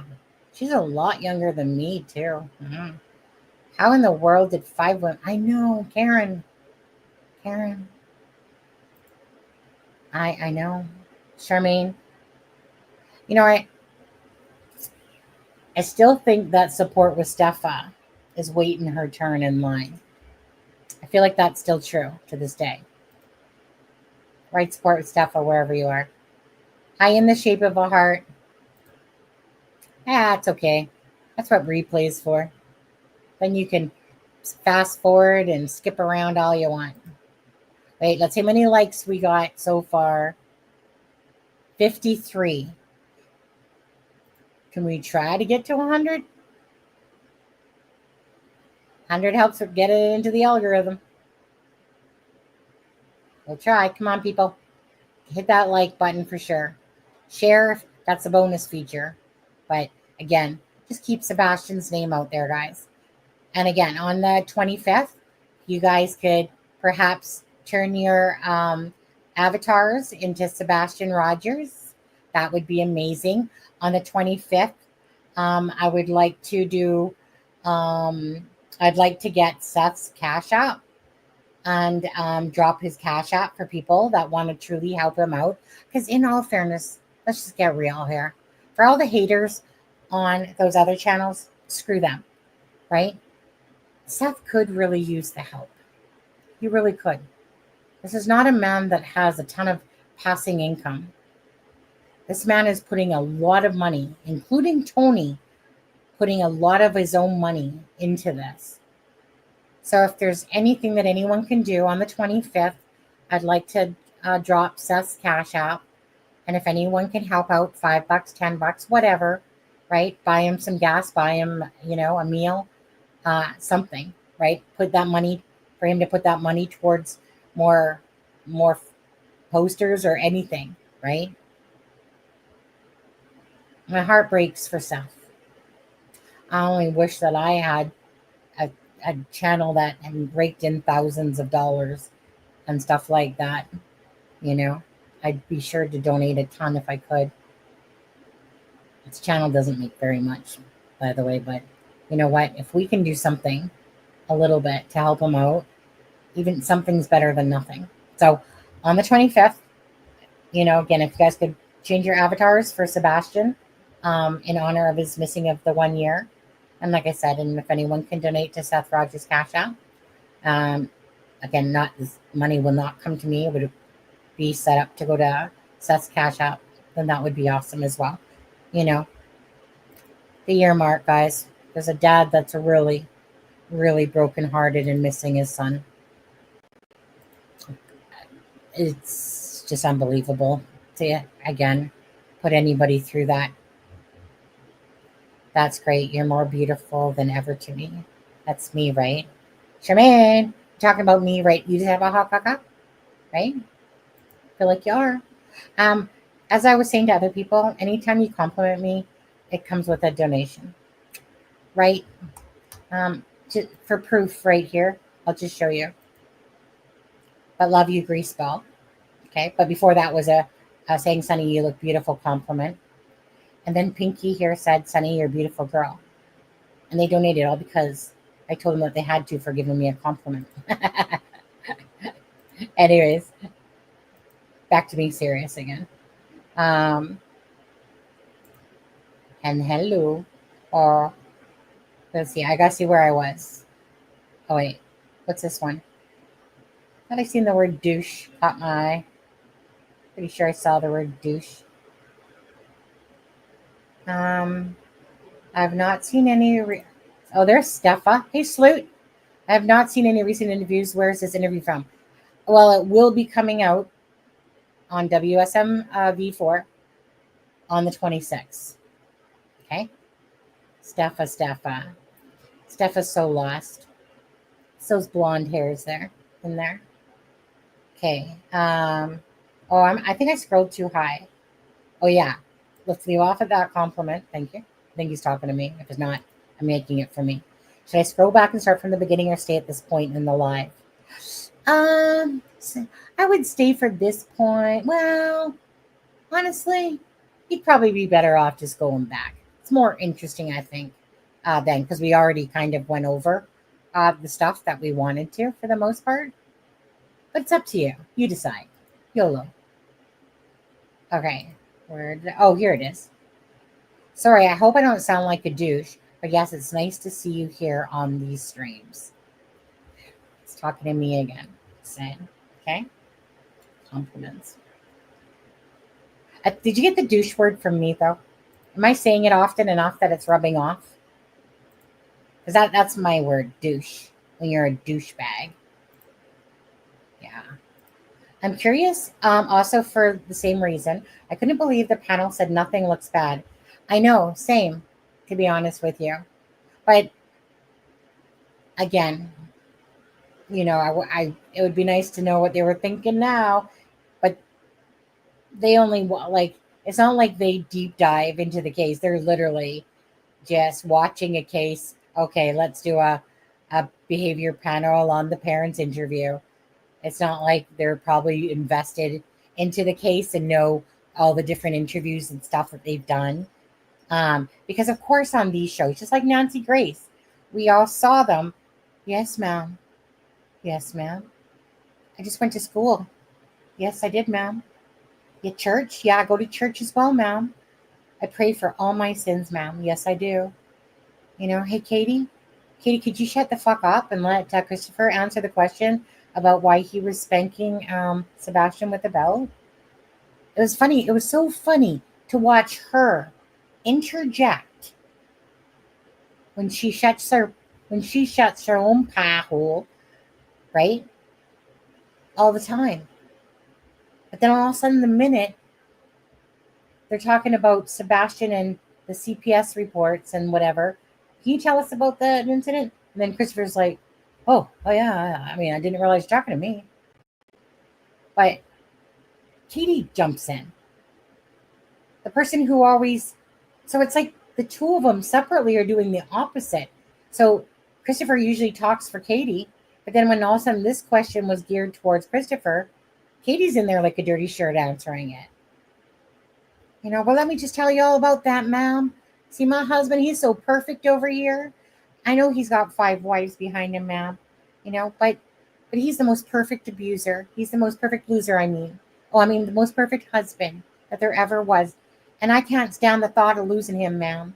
So I'm just going to stick up for him for why again did you allow Christopher Proudfoot to do that to your son? Why did you allow him to pressure wash your son? Why did you let him call him Artard or Stinky Pants? Yeah, remember, don't forget, their marriage was flopping right before all this.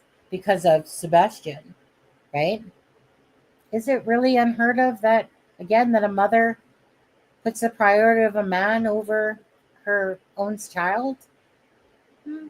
You, you just got to kind of take some looks back to what Seth said when he was born, and who looked after him, and who was too busy working away. You had to listen to Yada kind of explain Katie's personality, that everything was given to her. Fake tears. She's one of those ones. She reminds me of my older sister.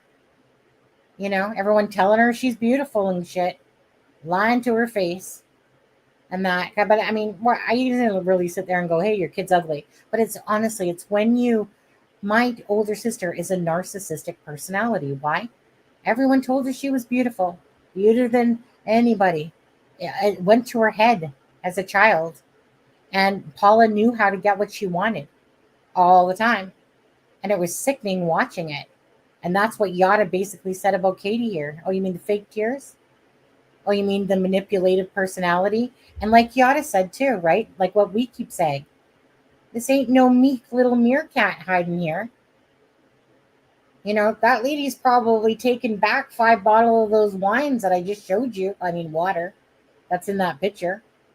If she's an alcoholic, which is kind of what Seth basically said, she had alcohol problems, And then you look at all that booze that I just showed you from when that interview lady and all that booze back behind her. That this lady was drinking probably, for sure. And that she's been in a state of depression, probably. And him, narcissist, he's probably projecting his narcissist shit on her, the push-pull shit, right? Push you away, pull you back. Push you away, pull you back. And Katie's like a freaking yo-yo, probably, going, "Oh, you shouldn't have treated us so bad. Yeah, oh, wait. You said you're sorry? Okay, I love you again. Oh, no, wait. Now you're a dick again to me? Oh, no. But now you said you're sorry again? Okay, I love you again." Sunny, that's pretty cool. 52 likes and 52 people in chat. And that's how, well, I know, but it goes by the views. There's 355 viewers, and there's 59 likes. That means that there's been 355 people watching this live. Stats aren't quite that great then, is there? I get what you're saying, though. I get what you're saying.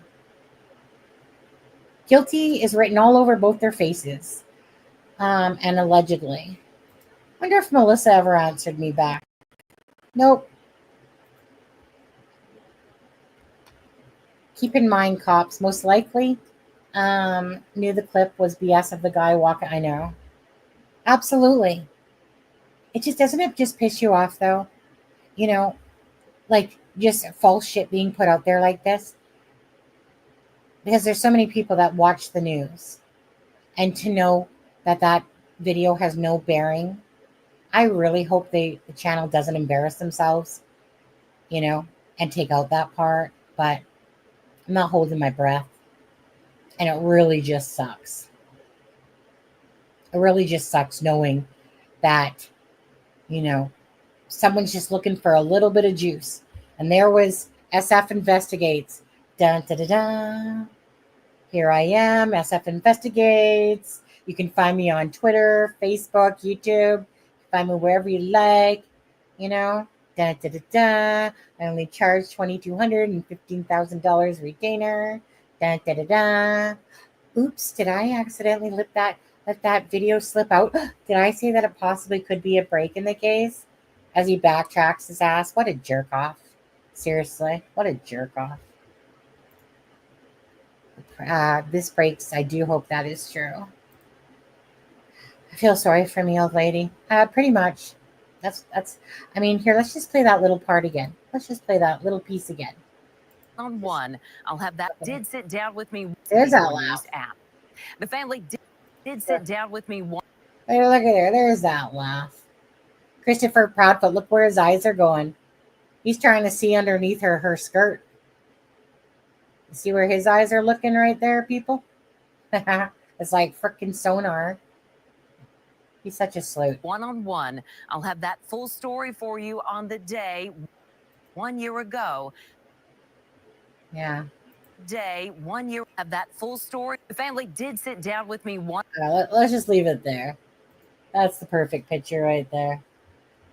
Here, let me scroll down. Thank you for joining us today. Like number 62. Thanks, Karen. Someone did like number 60. Thanks, Maria. Marie. I said Maria. Her brows are jacked, dude. I know, right? Let me just play on. Hey, Sharon, just lurking in the bushes again. Hi, Ginger. How are you? Every human action is driven by a thought. Absolutely. What thoughts were in CP's head to drive him to take a belt to another man's head or another man's child? Right? Because he's a control freak. He has no problem. Like this is the man that would have no problem, spanking the kid, giving the kid a belt, one time, just one time only. And it was with his pants on, not guilty of anything. Shut up. Come on. The way you talk to women, he has no respect for women at all. 5 marriages later, he doesn't have no respect. The only respect he has for some odd reason, the only respect that he has is, like I said, it's like trying to wean him off his own mama's titty.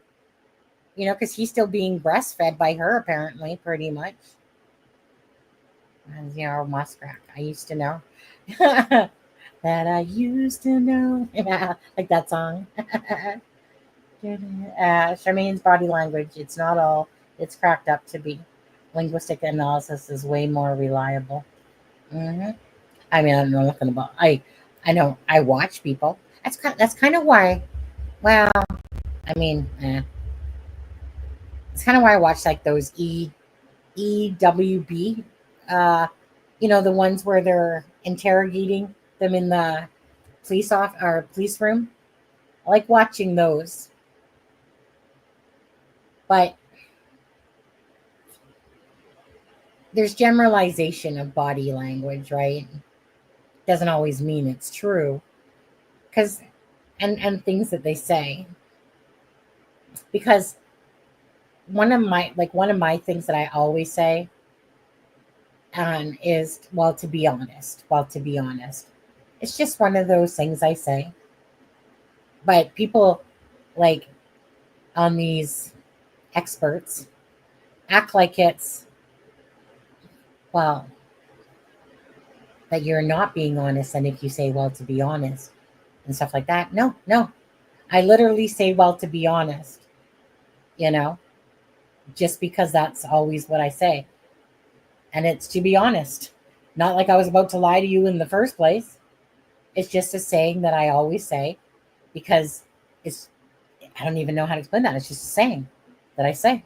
To be honest, just to let you know, right? But it's not because I was lying about something else, or because I'm going to be honest with you now. It's just an expression I use. Just like, let me make this crystal clear. Same idea. Like there's no meaning behind it when I say it. Because like I said, I'm not a deceitful person. I don't try to play games with people. And I sure the fuck hate being lied to myself. So it's just an expression. Maybe it's because my mom said it, or because it's one of those sayings, like in my generation, when you heard it a lot and you just pick up certain sayings. I saw live on someone's channel that said Stated KP knew security inside and out and puts security on a entire naval. Oh, really? I don't actually that one I don't know about. Yet no security or surveillance on one time. I know. Not even their own house. Not even their own house. Now, you know what? You know what was crazy is that there's this lady. Her name is Julia Schnucklick or something. Snucklick, whatever her name is. Okay? So I was sitting there trying to search up. I see the Rosenbaum. Okay? So that was Yada Rosenbaum. Her mom, had her name or whatever. And her mom had passed away because I found her cemetery. Then you can see whatever. But as I was looking for places for the facility that Chris and Katie might have been putting Sebastian into. It was so strange though, because I seen this name, Julia Schnutlick or whatever her name is. And I was like, where have I heard this name before? Where have I heard this name? I'm pretty sure I've heard this name with Sebastian's case. And then I said to Sharon, like, where have I heard this name? I ended up finding it before Sharon had answered me back because I just put in the name and then this YouTuber come up. And I know that she's getting razzed a ton herself and stuff like that. But anyways, what I thought was odd was that here I was looking up this Julia Schlutnick. Okay, how many Schlutnick Julias are there, right? And then Julia Nutlick. And so it was so strange though, because when I was looking up care facilities, and for some reason this lady had this look like I'd seen her before. And there was one different spelling in her last name than Julia Schnitlick or Schnutlick, whatever her name is. There was one different spelling, but her last name was like Julie Schnutlick Rosenbaum. And she was about helping children, you know, in situations to become more whatever, more to deal with society and stuff like that. And I'm like, at first I'm like, well, ding, ding, ding. Like, freaking, we got Julia Schnutlick Rosenbaum, who's like basically like some sort of therapist-y person, whatever, that helps progress children with disorders, whatever, back in like into society and stuff. Then I realized that they didn't look alike, sadly. At first I thought their nose is dead.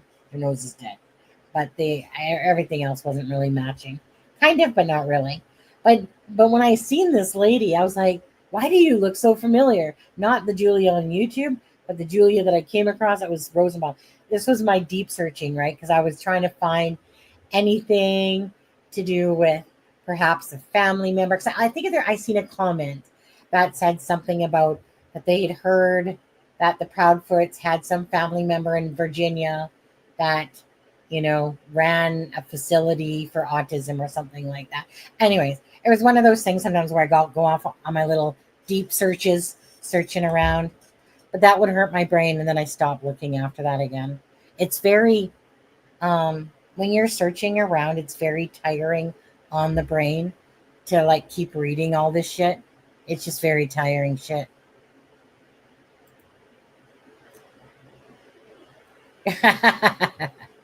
Yeah.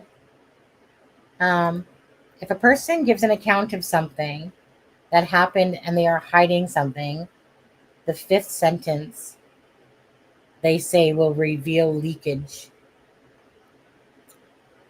I feel like that's like should be out of a fortune cookie. If a person gives an account of something that happened and they are hiding something, the fifth sentence they say, oh, the fifth sentence. I see. I gotcha. I think Alexa said something about something like that, similar. Can't remember what it was about. Yeah, not like Julie. Bollock slurp. Let's see, you guys. Hi, Lacey. Hi, Sloot. I think I'm behind. You guys, let me see here. 1 second. You know what? I'm just gonna, maybe I'll do this.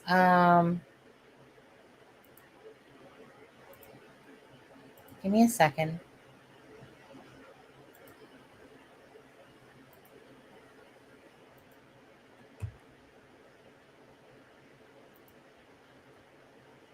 Just gonna play out a little bit of, it's gonna be right back.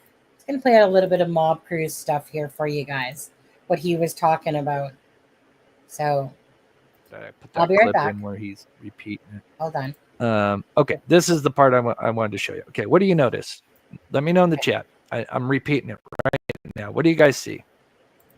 This is being repeated a couple times. Right.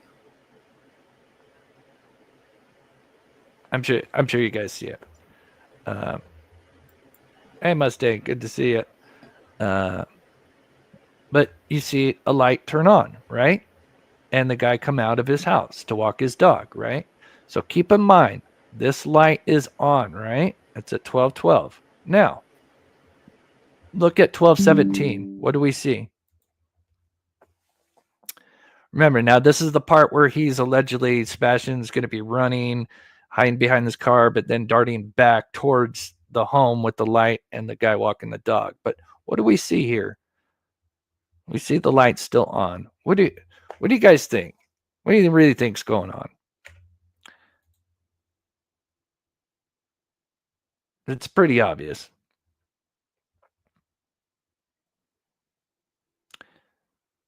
Is it two different people, or is it really just the same person? And again, this is why I know I've just mentioned this a couple times. This is why I've built a good rapport with my sources, and I'll explain exactly what's going on, because this is a routine that has happened, and this tells me this guy has not spoken to this person, and he's an absolute liar. No shocker there. So what's really going on is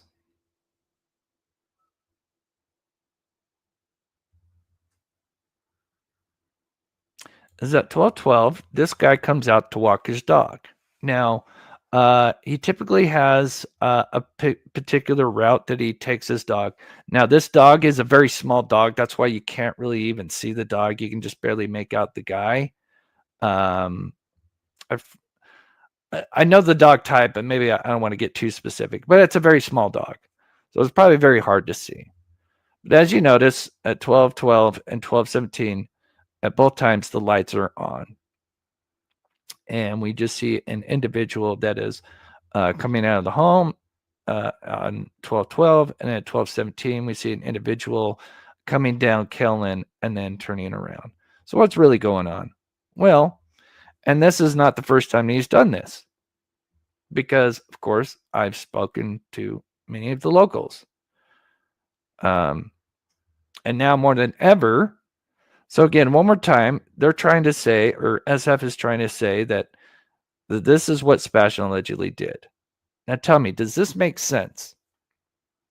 He's going to run from the person with the dog, yet even though Devon's not a big street, so look, I mean, it's only a couple of houses down, right?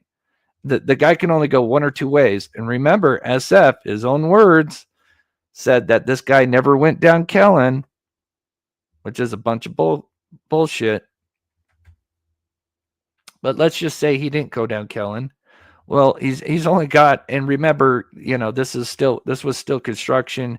You couldn't go further than this. You had a big mound. I mean, obviously you could walk through it, but obviously, he's gonna have a little route that he's gonna walk his dog. But why would Sebastian, if he's gonna run from this guy, why would he run away? A block or not a block, a house or two, but then go back the direction that the person's walking their dog, right? Does that make sense? And then don't you think that neighbor would have probably, the dog would have probably hinted at a child,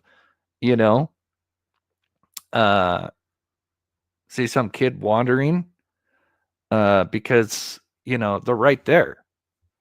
I mean, he is right at the intersection of Kellen and Devon. That guy would have been, he could have either been right here, because obviously his light is still on. So he either been in the cul-de-sac, which is just 1-2 houses down, or he would be on the other side, which is towards the construction site, where for some reason SF just has, is trying to get him over into that construction site, for this stupid narrative that he got somehow buried, and waste a bunch of people's time.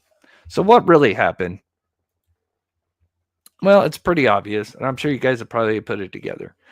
It's not two people, it's the same damn person walking his dog. He's got a small dog, and he typically walks. And like I said, this is because I built a rapport with sources and now have even more sources because I have built a rapport with certain ones and and it's built on. And so this person typically walks his dog down Devon. Now, obviously, he won't be seen again until 12/17. So I'm assuming, when he's walking down Devon, for people that are dog lovers or have a dog and walk their dog, know that the dog is, especially going to probably go to the bathroom. It's probably going to, have certain spots that it's going to go run and sniff, And so it probably took him, 2 to 3 minutes to kind of come around the cul-de-sac as the dog, does what dogs do. And he'd eventually then come down killing. And then there's a certain place that he actually likes to stop, which is around that car. And then he went to the bathroom. Maybe, I'm assuming, I don't know. But then he went back up to Kellen. And that was it. And it's just the same person.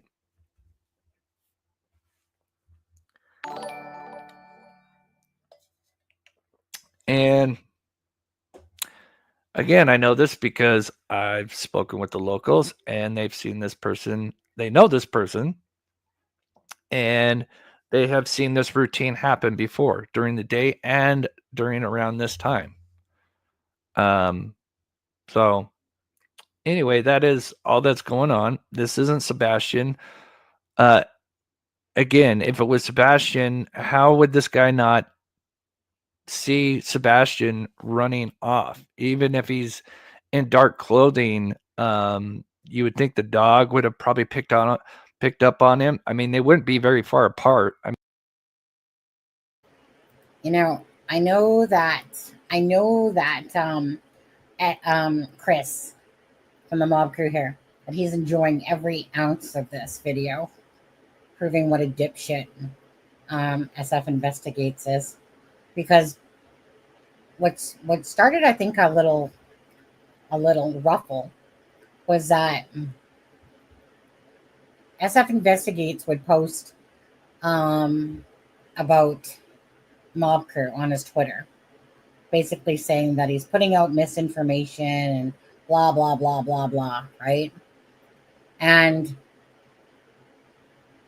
so it's kind of funny how karma is coming back around to SF, because he's putting out useless video information, trying to make people believe a narrative and that there was two different people. And somehow, he was putting it out there, because, as if the LE didn't have this, as if it's some sort of special footage that he found after the third time over. And it's not about the 12 person, which is the same person as the 12/17 person, but he thinks it's two individuals separately that are going down. And obviously Sebastian, being the bright boy that he is like, you know what? I think I'm just gonna go back down Kellen the way I came up in the first place. Why not? Then I'm gonna hide behind a vehicle, because that's another thing that he's trying to say, was that this person was hiding behind a vehicle. Now, if I'm not mistaken, because it can be delusional a little bit, that Jeep, I believe, is in front of Bobby's house because her son drives one. And so as I'm looking at it, when you look at it, it almost looks like it's across the street, that vehicle. But it's actually not. It's actually on the side of the if you're going down Kellen, it's going to be on the right-hand side. So this vehicle is on the right-hand side, not the left-hand side. But sometimes it gives the illusion as if it's like across the street, but it's actually on Bobby's, in front of like Bobby's house.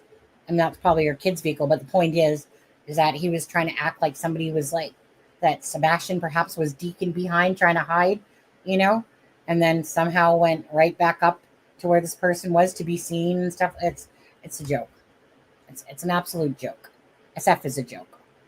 So any stabs at Mob Crew makes on SF does make me belly laugh, to be honest with you, because it is so very comical. That is karma's a bitch, isn't it? SF investigates. Oh yeah, and so yes, so sorry. I hit 13K the other day, and then it dropped down one to 12,999, and then it went back to 13,000, and then it went up to 13,001. So regardless where it goes, thank you guys for anyone that subscribed to the channel. Appreciate that, because it's because of you guys. You guys are the ones that are doing that. So appreciate that so much.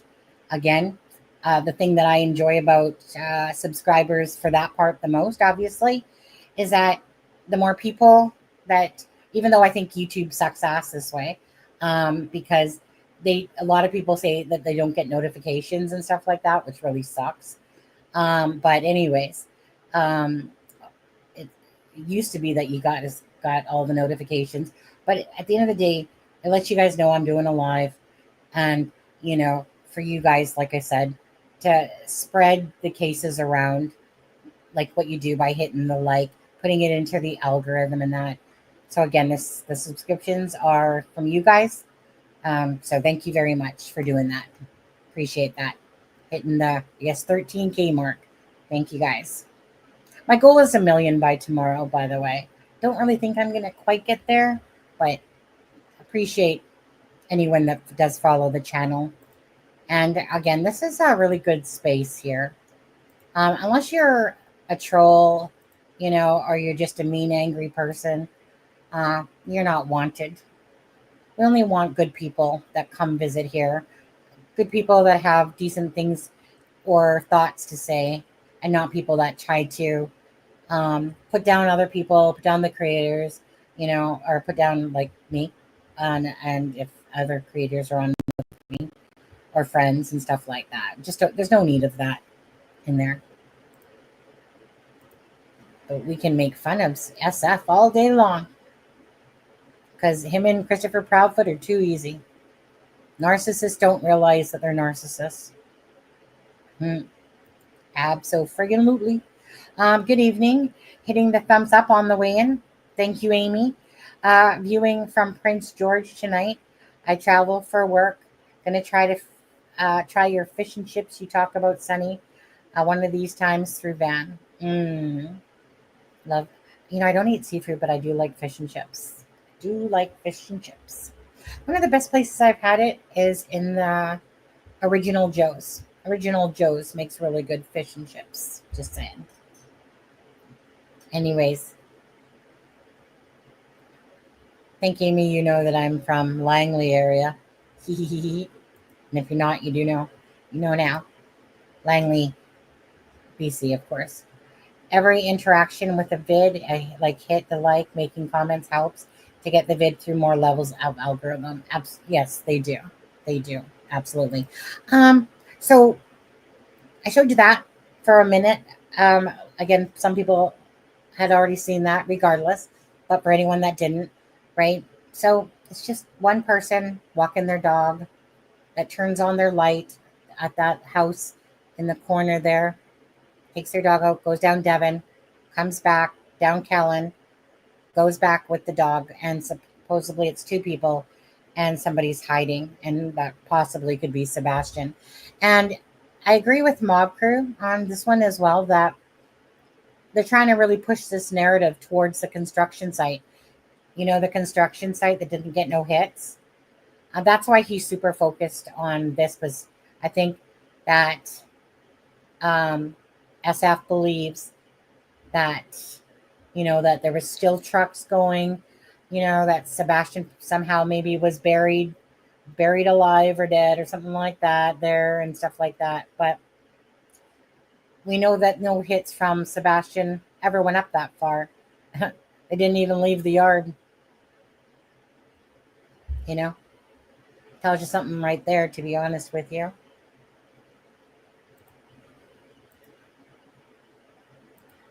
And hey, Ben. A neighbor said that the person walks the dog the same route twice a day, every day. Yeah, exactly. The thing is, Ellie already had this stuff. SF, like I said, he's just putting a bunch of crap out there now. And like it's almost like he's arguing with people. Like, I'm so smart, I got to prove all these other people wrong. I'm so smart, I'm going to put out a useless video, that projects as if it could be Sebastian, stuff like that. Like I said, douchebag 101 is all he is. Just at first, before when he was following the Riley Strain case, it's kind of when I seen some postings from him. I had heard about him, so I was like, yeah, okay, whatever. Subscribe to his Twitter. And then he started following Sebastian Rogers' case well late into the game.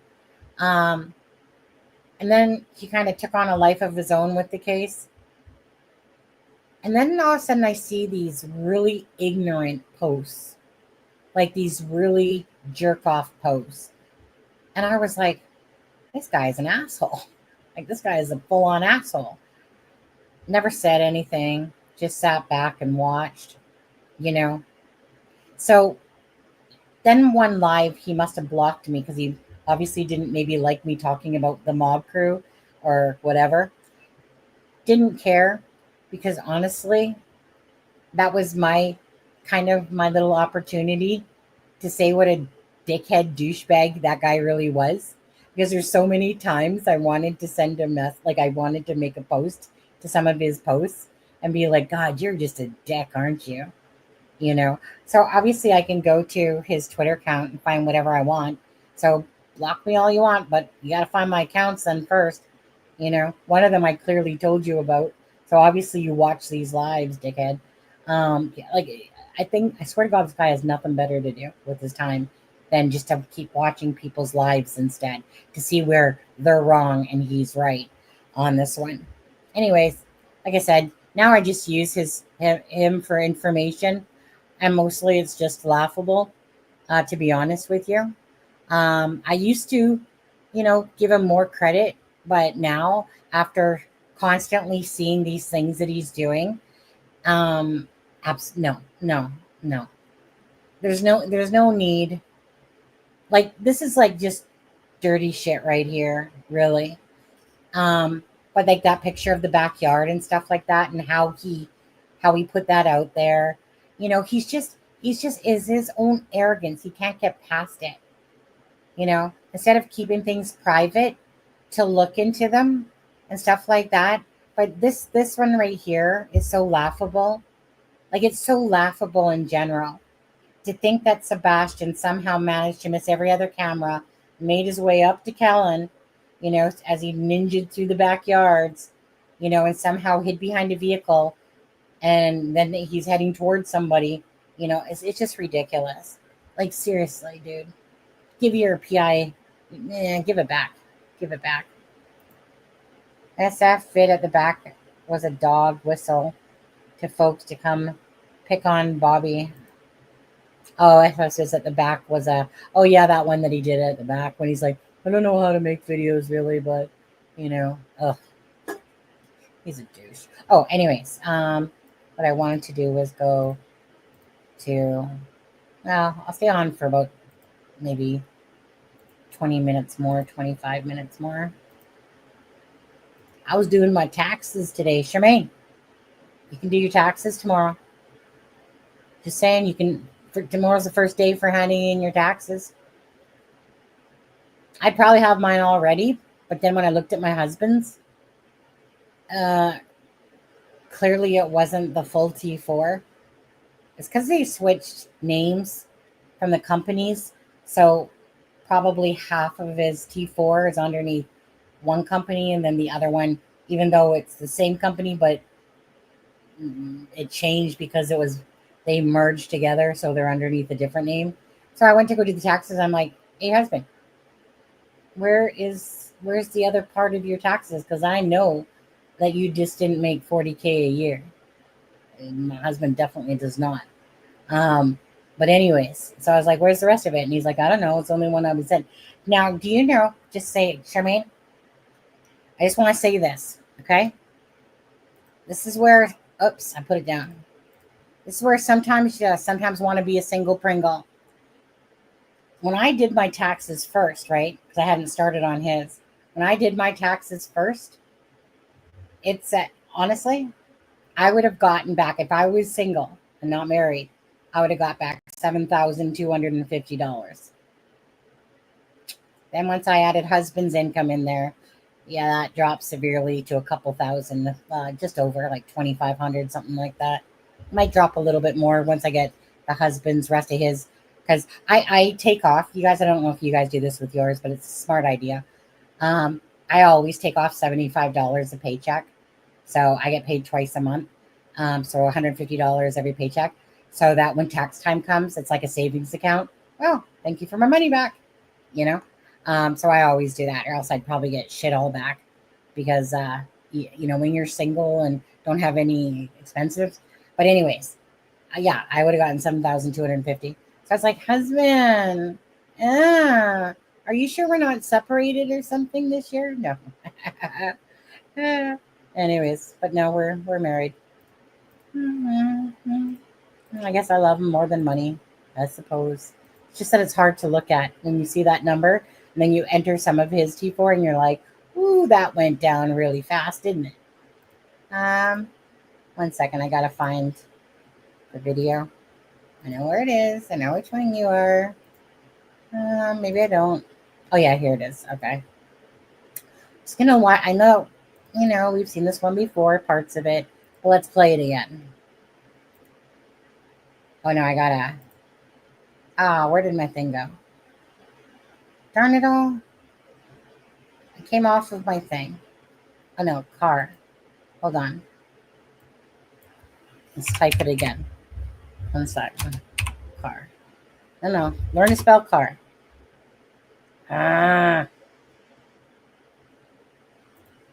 1 second. Okay. Don't. Why is it doing that to me? No. Why? Stop it. Stop. Oh, I think this is where I want it to be. Yeah, right here. Come on. Just play it. Why is it just spiraling? About 2-ish hours, hour and a half, hour and 42 something. They're like she said, the time stamp on the video is not working. It is stuck. She said, but you can tell because it's pitch black dark in the middle of the night when the car comes down the street, turns onto Stafford, sits there for about 3 to 5 minutes. The flashlights are coming from 2 different directions in between the yards. They do whatever they're doing around the car. The car backs up Kellen and leaves from Stafford. I'm sorry, backs up Kellen and leaves. And then 2 or so hours later, as the sun is just beginning to come up, you can see the trash truck. And she said, but the trash truck goes past her driveway. She said, you can see the trash truck and the lights and the back of the truck go past her driveway, go up the hill, do its business, turn around, come back. Not only do I not believe it, but the neighbor that has that or so, and then the light, the flashlights. Here, we'll start from really. Now, I'm going to pause out for a sec. Now, the thing that bugs me about this is, the one thing that does bug me about this is when Bobby's talking, busybody, Bobby. When she's talking, she says, okay, that the neighbor has this, and they told me that da-da-da-da-da. So during the same live towards the end, about the hour and 4 minute mark, I think it is, then she says, well, I watched that video unedited. So she is lying about one of the two things. Because here she's talking about, well, I'll play it, right? But she, at the end one, like whatever into the interview, she says, and I saw the video unedited. Da-da-da-da-da. Oh, that's not what you said here. Here was like you were told. Anyways, let me play that part out. I'll make this bigger. So just listen carefully with your ears. I mean, I don't even know if anybody can say they saw him leave with her I mean, no, I don't think anybody actually looked back that far. It was so chaotic at the very beginning. I think the police were so focused on a runaway teen that was what everybody was focused on. So when they first asked to look at their video cameras, I think everybody was checking actual of him walking out, but there's no proof of him physically walking out. And then it was, okay, are there any cars around there? And so going back to the whole light thing, I was told that there was an unidentified car sitting on my street facing the entrance, somewhere around 3:30 or so. And then the flashlights were actually seen on the neighbor's camera, 2 separate flashlights walking in between the yards, which the trash truck does not do. They don't need to. All of the trash is at the curb. They have never, ever gone. Matter of fact, when you sign up for services, they tell you in the email their rules and regulations. If your trash is not by the curb, they don't take it. Unless, you're an elderly person, you ask them. If your trash is like in the front of your house and you ask them, they'll come and get it like that, but they won't come around the back or in between houses. That's bull monarchy. Okay. That is not how that works. No track. You don't believe those 3:10 a.m. lights were around 3:10 after 3 a.m. were trash truck lights. Not only do I not believe it, but the neighbor that has the actual footage swore up and down that there are 2 different circumstances. There was the car with the lights coming towards the car backed up on Kellen and left. And then about 2-ish hours, hour and a half, hour 42 something, they're like she said, the time stamp on the video is not working. It is stuck. She said, but you can tell because it's pitch black dark in the middle of the night when the Okay, but just note, like I said, how she says not only that, but the person that has the camera told me that there was 2 instances, right? So, I mean, it's just one of those things in there where it's like, okay, because I'm pretty sure, I think it's 104. Is it 104 when she starts talking separate about it? occasions, car, then truck. Why is that? We've had, I don't know. Yeah, it's just, it goes with all that in the evening time. At the same time, like you said, no evidence that any neighbors or anyone seen that he actually returned home that day. And then we also have those lights. It's just a mystery in a sense, because those mysteries. Someone asked it. Go ahead. I'm just going to say those were not trash trucks. I concur. But why did authorities say it doesn't have any evidentiary value? I asked that when I called the lead detective, and I flat out told him that I know the neighbor. I've seen the video footage from the very beginning before it was edited. You guys see what I mean there, right? It's stuff like that.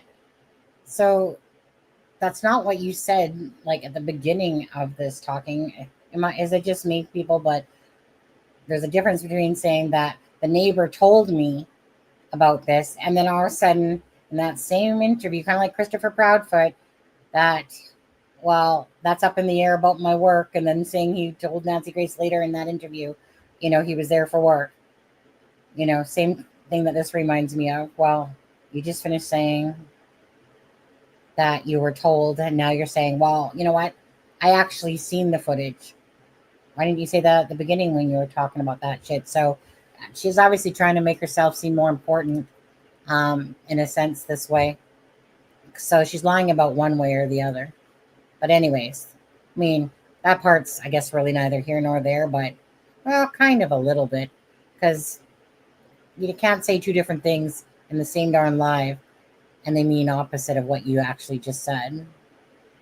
She told me with her own mouth, looking at it herself, there are 2 separate occasions, car, then truck. Why is that? We've had it. He argued with me and told me that he had it broken down. The Secret Service looked at it and they confirmed that in fact it was a trash truck. And I said, I'm telling you, it was not. He said, well, I'm not going to say I'll argue with you. I was like, okay. Wow. Somebody said in the chat, any video footage of Katie searching for Sebastian that morning? Like, do they have any, since you have a neighbor that has a Ring camera, did any cameras pick up Katie actually out there searching? that morning Okay. before. If she, oh, you mean before all the police got there? Yeah. So the neighbor that was leaving to go take her well, actually, the neighbor's camera did pick up her walking around her house.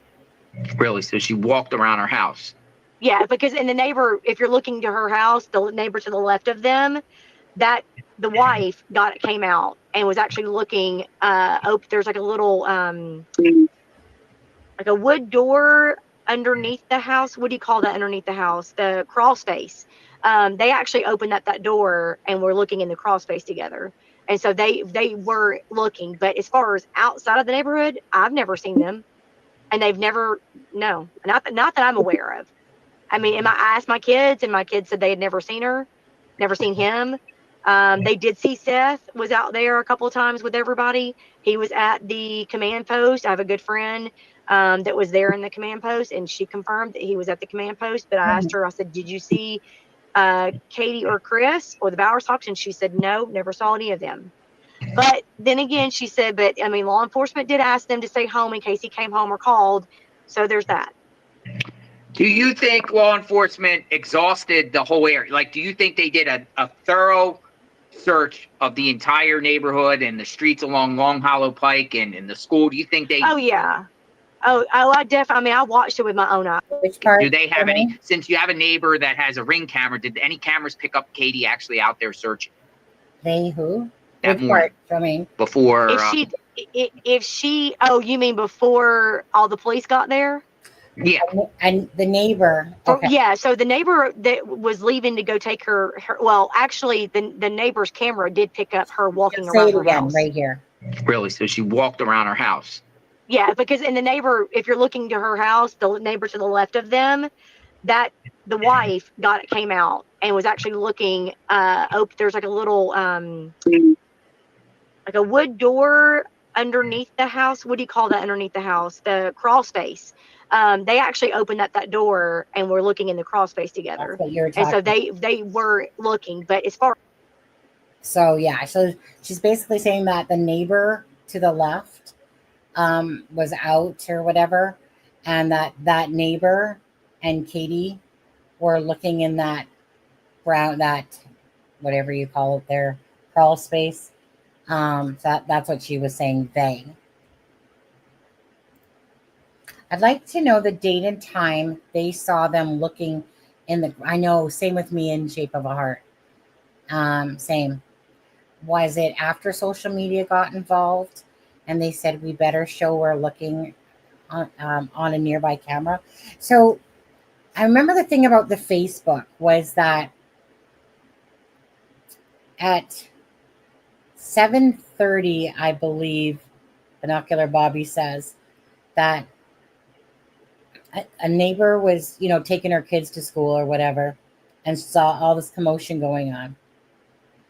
And about 7:30, she made a post about all the commotion that was going on, in the neighborhood, da-da-da-da-da. And then at about 8 o'clock, I believe, 8 or 8:30, I want to say 8, maybe 8:30. Not sure, can't remember. Bobby says it here at some point. But anyway, that then Katie made a post, basically two-liner, saying basically my son's missing. Please check your cameras, type of thing. And then I remember Bobby talking about that, and then she said she went to go back and look for that post that the original poster, the first person that posted about it was, and she said, and that one was deleted, like the poster took it off or something like that. And then, but Christopher Proudfoot, when somebody said, somebody made a comment, and then Christopher Proudfoot said something like, my son, as if my son's missing, type of thing. And that's all I remember really about that.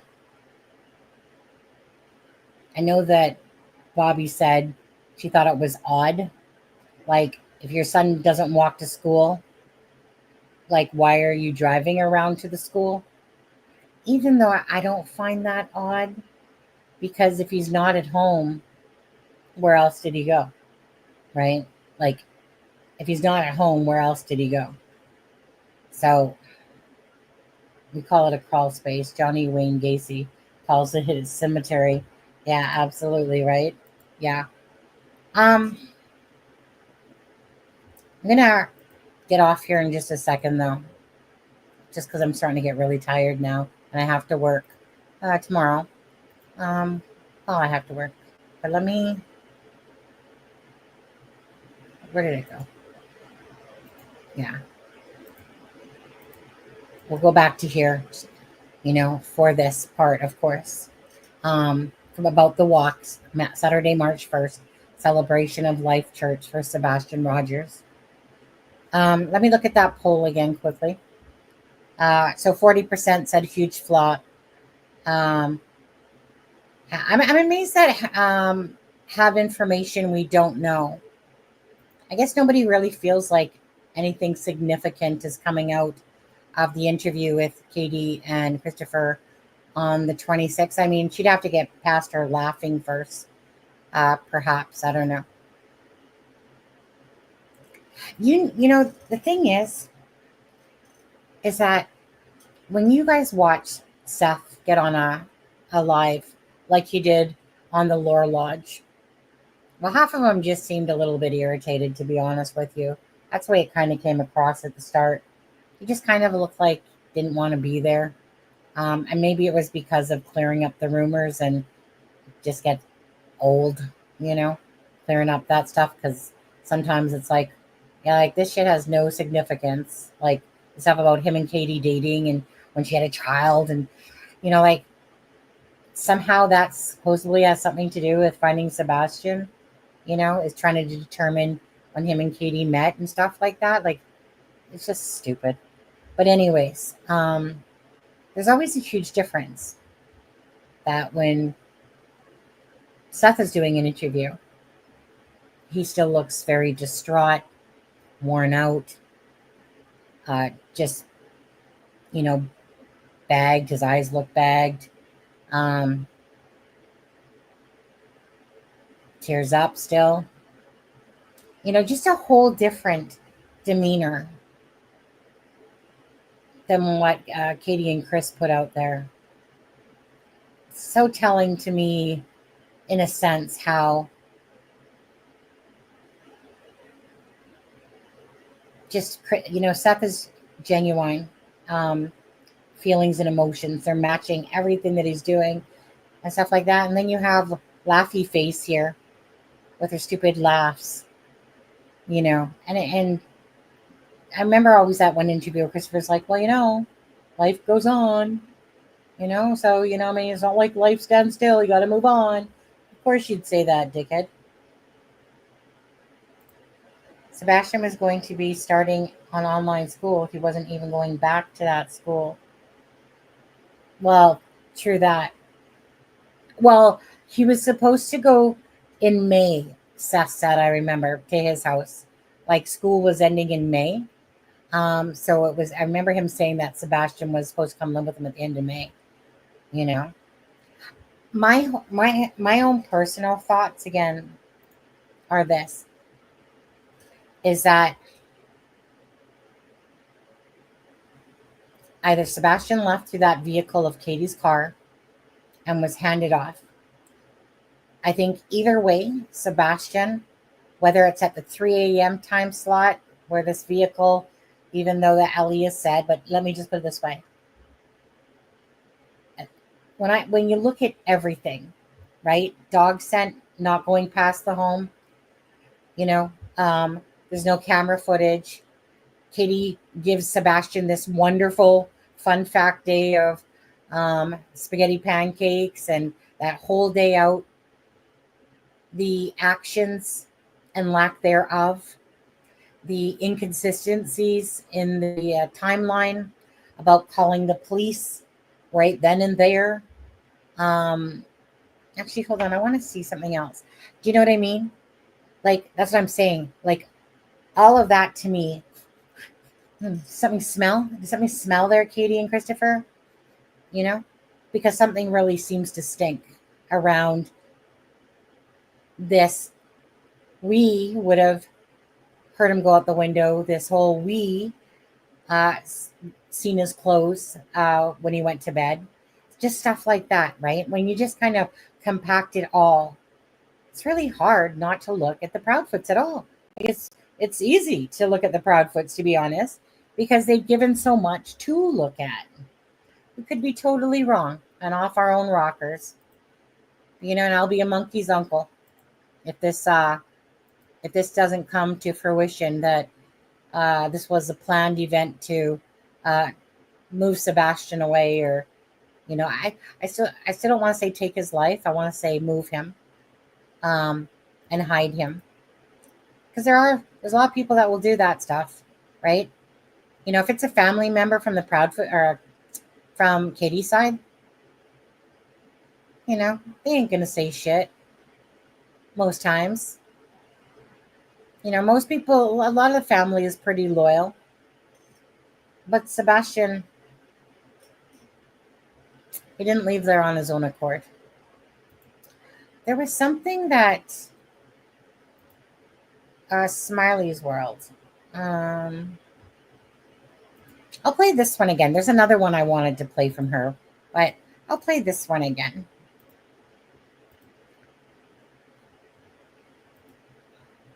I know you don't hear it as well as when you have headphones on, but it's when Christopher Proudfoot says his daughter's calling. I'll let you start or whatever you want to do. So there's time too.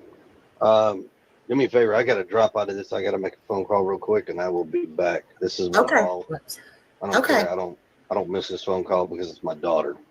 No, you go ahead. Come back and hang tight. Give me about 5-10 minutes. I'll be right back. You're fine. You're fine. We'll be here. Is that good? You're okay. Hold on. Hello?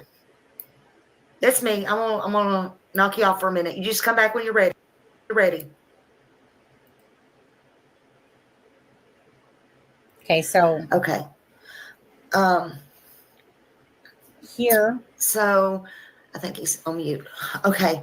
So Katie, or is that one? That'll clarify that side of the question everybody's been asking.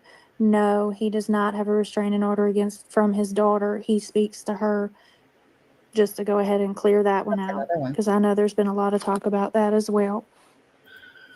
Yeah. So I mean, he still speaks to her on the phone, as y'all see. Absolutely. Yeah. Our little girl is precious and loved, just like Sebastian. Yeah. So somebody's wanting to know, that question's come up a couple of times, and I don't mean to be rude. I'm just going to ask that. I have saw it, like, do y'all, do you not call her y'all's daughter, since y'all call him y'all's son? We do, and a lot of people are reading into it. It's just how we talk. Our boy, our girl, my son, my daughter, his son, his daughter. I mean, they're our children, but our children also have other parents as well. Yeah. Mm-hmm. Mm-hmm. I mean, both of our children have more than just two parents. Yeah. And I know you probably have been asked this on several channels. Y'all have been on several channels. I'll just play it for a minute. Is there a reason that Chris hasn't seen him since? I know it had to do with the work, but why did he say he hadn't seen Sebastian since the 1st of February? Because that's the truth. He hadn't seen him since the beginning of February. I mean, is there a reason for that? He's working 3.5 hours away. He don't come home after work. So was he, I mean, and I'm just wondering, was he gone for 3 weeks or 2.5 weeks or something like that? He'd been gone since the beginning of February was the last time he was actually home. Christopher was actually home. And yes, he did see Sebastian when he come home. Okay. It's, But that's the one where, that, to me, that slip up happened there. Because if he was home, right, if he was already home then, and then went off to work, again, you wouldn't say, well, he saw Sebastian when he came home, because the next home would have been February 26th on there. So I think that, like I said, there's a few slip ups that they do. But again, you know, people that think, you know, it kind of, like I said, it reminds me of Barry Morphew a lot. And he's such a narcissist, Barry Morphew as well. Another narcissist, macho man, like basically. And it's like he thinks that, again, that he's smarter than other people and stuff like that. But it's like Barry Morphew would slip up with words that he would say, and he doesn't realize it because, again, you know, if you're not used to having to lie about a situation, especially of some magnitude, you know, you think maybe you're putting stuff out there like that, you're staying consistent, but the inconsistencies show. But there's one that I saw her put out, and let me just see if I can find it.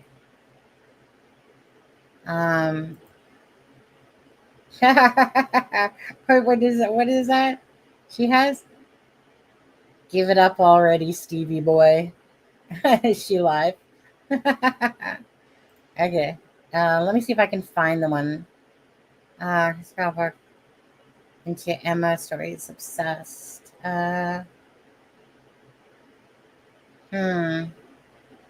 See if I can find that. It had to be recently.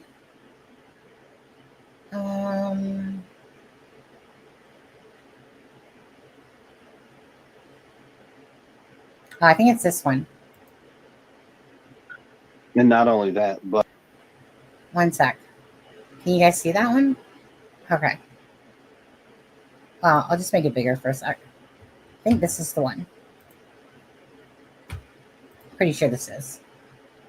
But if somebody had been by the front door, punched in the code, believe it or not, no, it's not super clear, but you would have seen a shadow or a figure.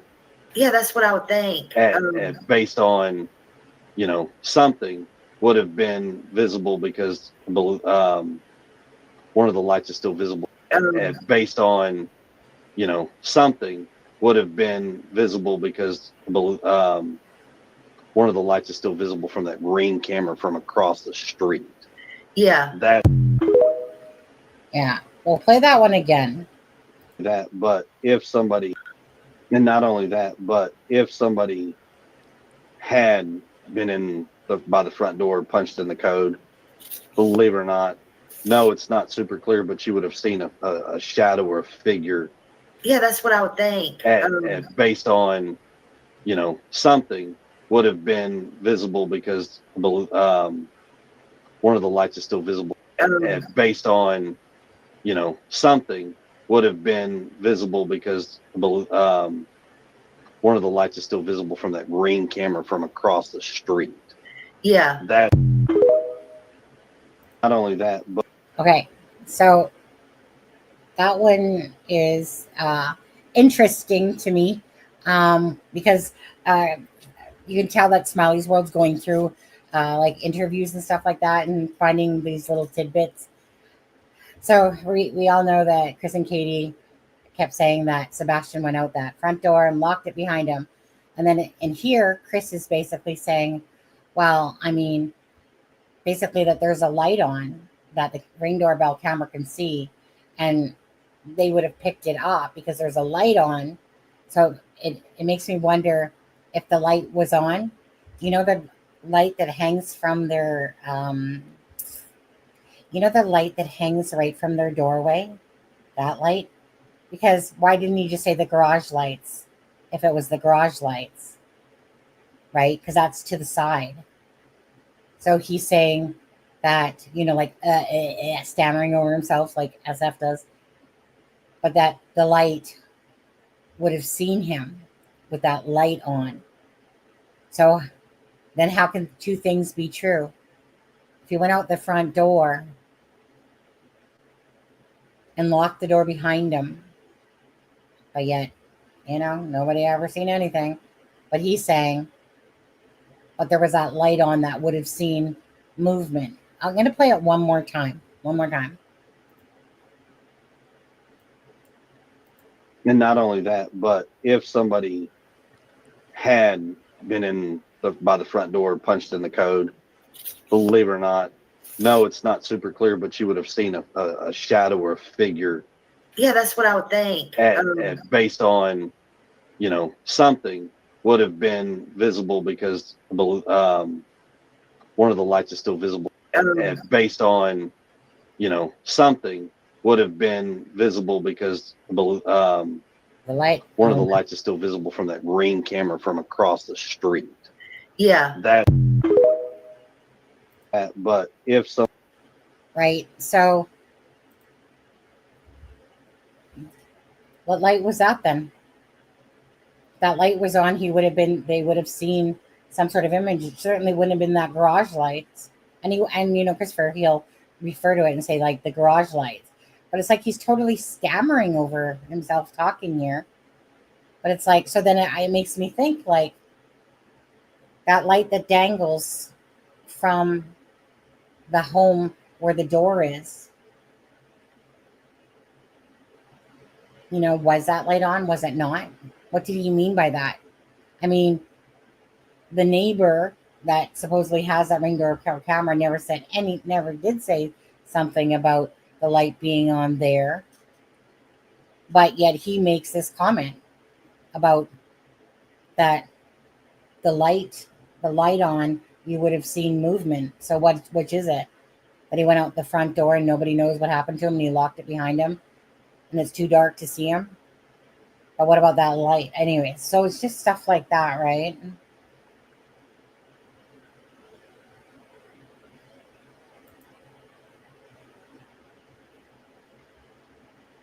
He's saying that Katie would have seen a silhouette because of that distant ring cam. What I don't know what you mean by Katie.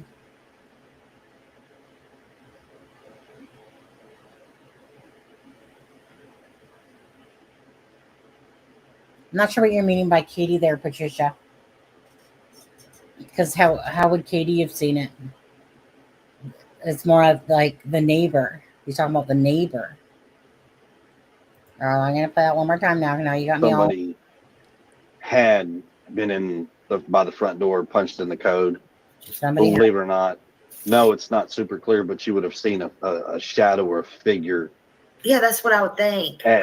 Based on, something would have been visible because one of the lights is still visible.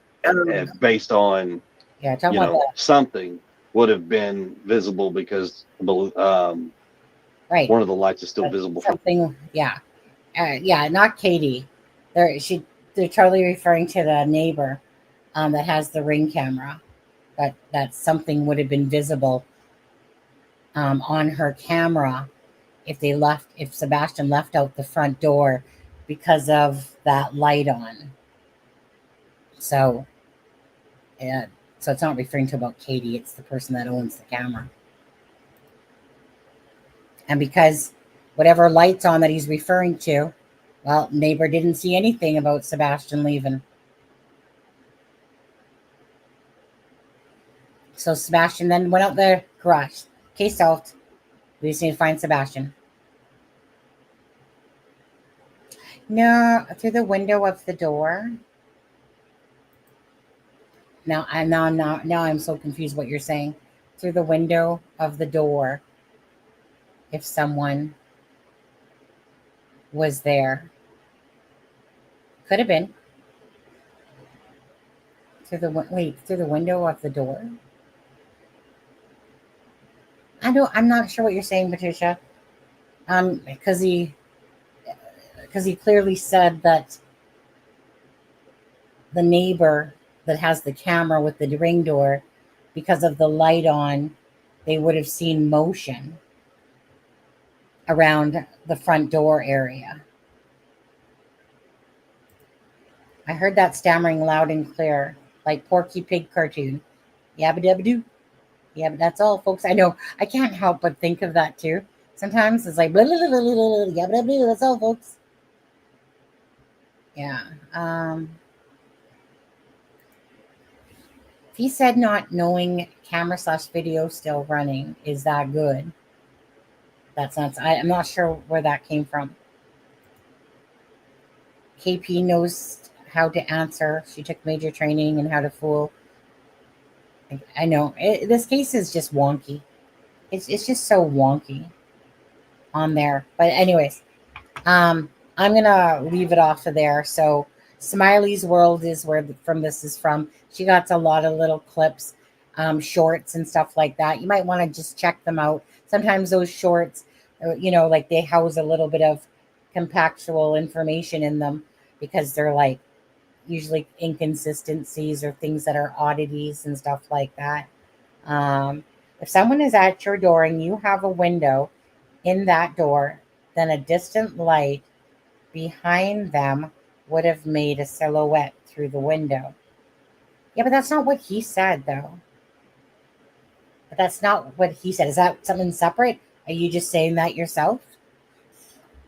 Because if you're trying to say that that's what he said, that's where I'm confused, because that's not what he said. He's saying that you would have seen a silhouette of something because that ring camera where it has a light on would have been able to see like a silhouette or something of movement. So whatever light he's referring to, and that light, I mean, it shouldn't have been coming through the window, that glass window of the door, because they would all be asleep.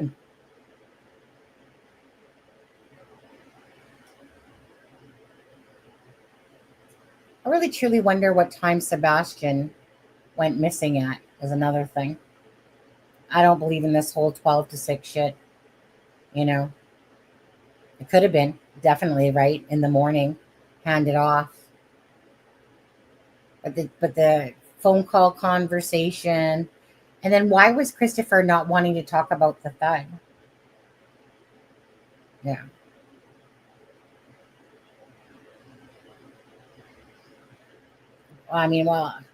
Yeah, because it's on Smiley's World, the one that looks like this. It's in her shorts.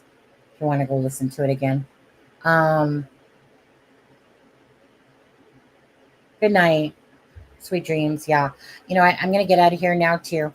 See, every night, you guys, I literally go to bed, and I can't make sense out of. I can make sense out of certain stuff about what doesn't seem to be true. Right? About them, that's Sebastian leaving on his own accord. What I can't make sense of is dogs, no scent, past the yard. And then that person on Bullhorn Betty said that there was the interview with Ken Widener about where he said like there was no scent past, like it went up to the garage.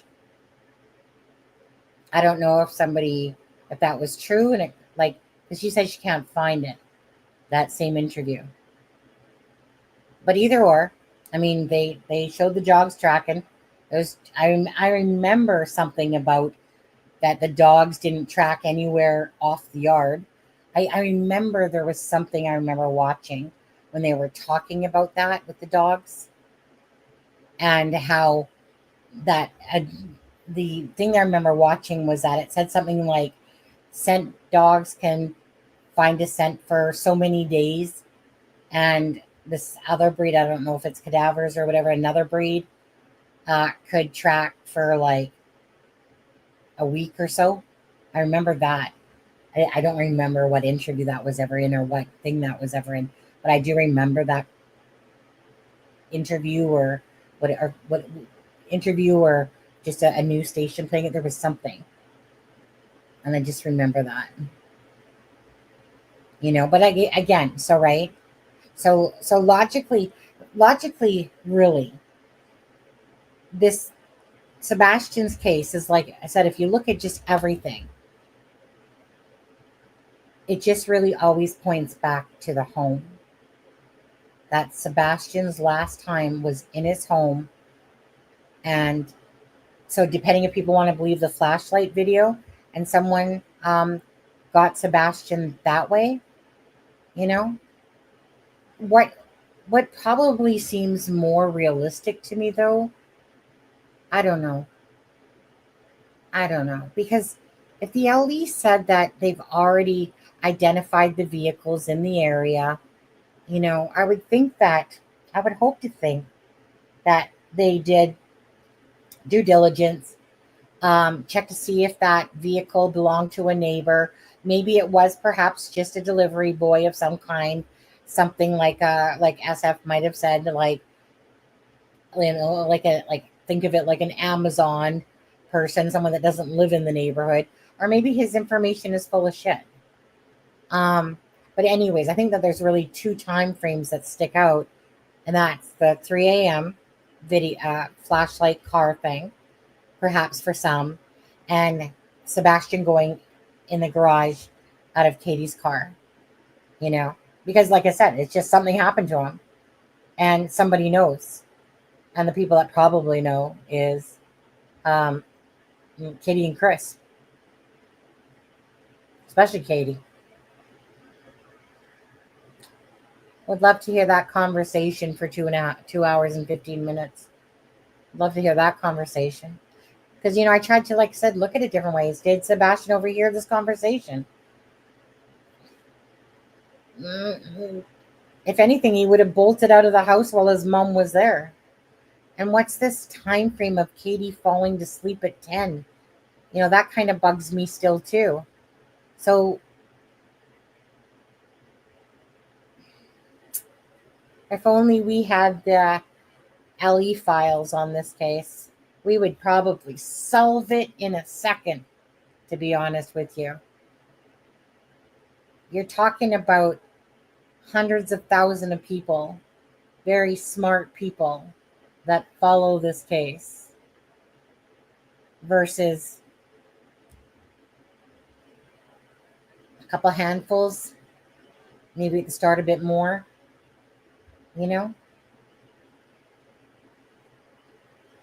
What do you think? I honestly think so. You give us the information you got, we'll find Sebastian. Because there's some, like I said, there's some really smart people that, are in the YouTube space that are either hackers, very smart, whatever. And now that's the thing with LE. There's going to be a change in life at some point when LE is going to use the public, the true crime area, the public to their advantage. They're resisting still now. But you can see that just little bits of cracks are coming through. But, it's kind of still that stigma of, we're the real cops here. But in all fairness, I think that the combination of them and true crime sleuths could really, really make cases be solved a lot faster when used, when you got the power of that many people. Do you think anyone will be arrested soon?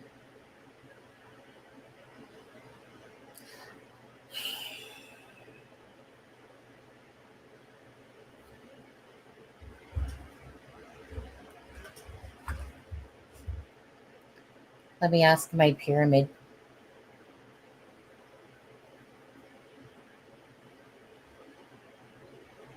I don't really talk to my pyramid, by the way. It's a pretty pyramid, though.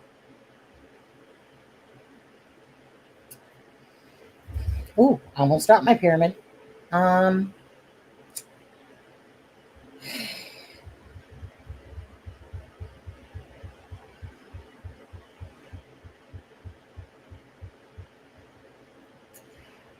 I would honestly say if I was going to give an answer, I feel it would be more based on what At Night and Jennifer Coffindaffer have kind of said. And what did At Night say? Hold on a second. 1 second here. Let me just go to my Twitter account for a second.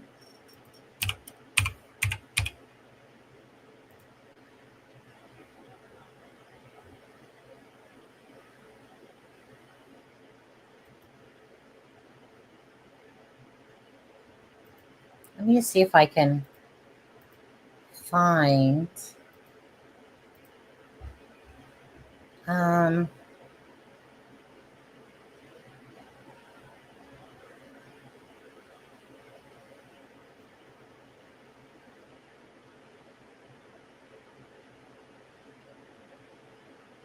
that the one?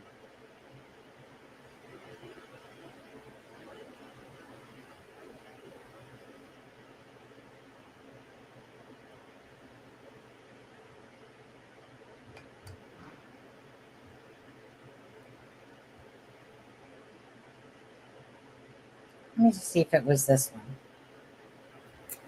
This time last year, I'll just read it anyway. This one here. I'll make it bigger. Okay. This time last year, Sebastian Wayne Drake Rogers, a bright and cheerful 15-year-old with a passion for animals and a deep love for water fishing, and perhaps even the beat of the eye of the tiger, was safe at home in Sumner County. Just 3 days later, on February 25th, 2024, he vanished, leaving a void that has haunted his loved ones ever since.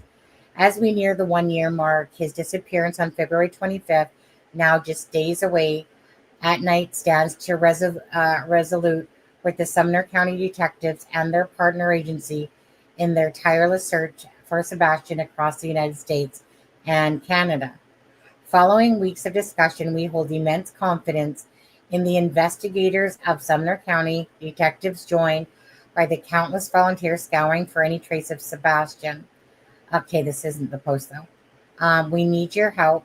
Every piece of information, no matter how small, could be the key to bringing him home. Your vigilance, whether sharing this post or reporting a sighting or debunking rumors, could make all the difference. Please rely on official updates from law enforcement and trusted sources to combat the flood of information. We remain hopeful for Sebastian's safe return and are profoundly grateful for the detectives' partner agencies, etc., etc. Okay. That wasn't the post, though, that I was talking about. No, that's not it. There was a post there, I remember, where it was talking about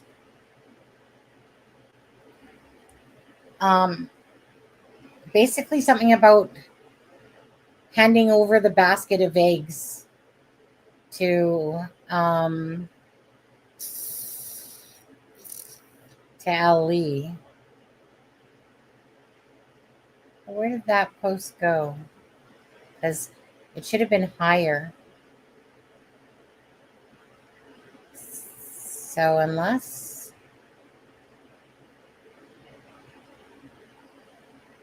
Yeah, because this is old news. But I remember, because it had the word basket of eggs that they handed. Maybe, I wonder if he took it down. Do I have it on my own?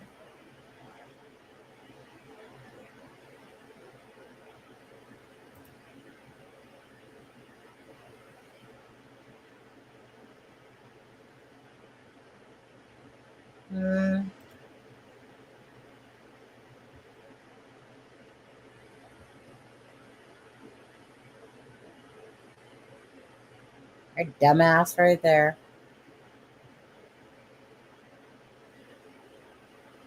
The Lore Lodge. Oh my God, you actually are. There's just the worst kind of person. I'd say I regret giving you a platform, but you fucked yourself so hard during that interview that it makes the damage control here all the more understandable.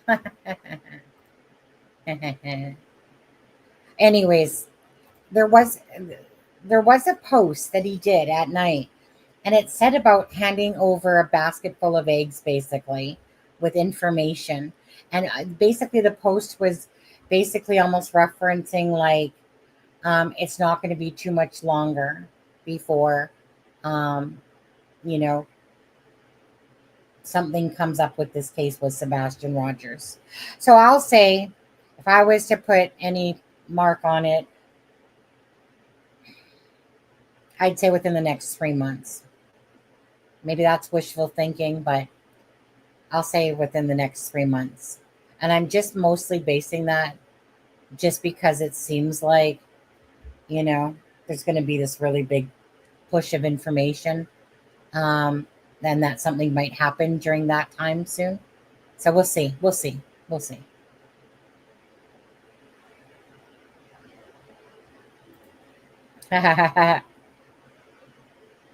Uh-huh.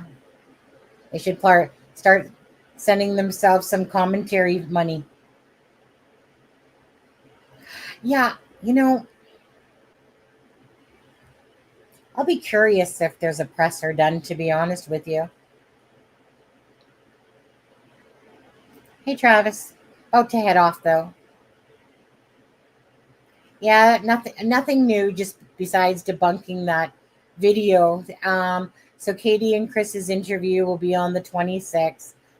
And unfortunately, we'll see what happens with that false video. And how they play that out. What anniversary date? Hasn't it? No, February 25th, Travis. Yeah, so February 25th is the last time Sebastian Rogers was seen. Yeah. So that will be that day. See? My avatar is all ready to go. See that? I got the Sebastian avatar. So I'm hoping that other people... I did put the avatar on my community post if anyone else wants to use it for their picture. But I'm trying to get people on the 25th to use Sebastian Rogers' avatar in support of Sebastian Rogers. And then also you guys, like I said, we'll get Seth's Cash App and try to help him out. And hopefully some people can donate to that cause as well. Okay. So with that being said, thank you guys so much. Please hit that like button if you're watching this video.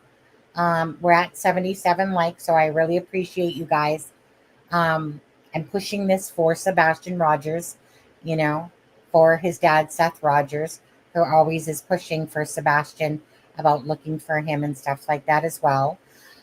Melissa, I want to thank you so much for me not going to be doing a live today, but because you made a comment that says, are you going to do a live today? And then I said, oh, we'll see. And then I literally only did one because of Melissa.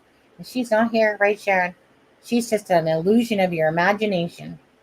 Yeah, she's a ghost. She ghosted me. She ghosted me, Travis. But anyways, I'll forgive her because I love her. And she probably passed out due to her meds. Maybe perhaps like Sebastian, passed out due to his meds, threw him over the shoulder. Off you went. But anyways, you guys, tomorrow's the 24th. Yeah, I don't think I'm going to do a live tomorrow. I think I'm just going to prep for the 25th on there. So again, hopefully you guys can come sporting an avatar. And let me just see. Sebastian. 1 second. Where is it?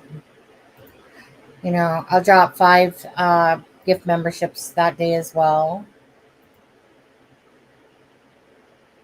In a second here. Oh my goodness. I'm back down in 12,998. Oh well. I still met the 13K thing, so whatever. Thank you guys. I still made it there. Oh, I guess I'm showing you it. 12,998. Yes, I'm showing you my dashboard. Okay, that's not what I meant to do, but let me just hold on a second here.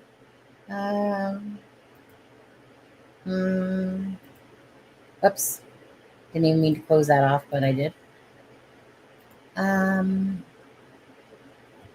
What did I do with it? Did I already close it off? Is that why? Just give me 2 secs and I'll go to... Yeah, I think I did. Let me just go to the channel for a second.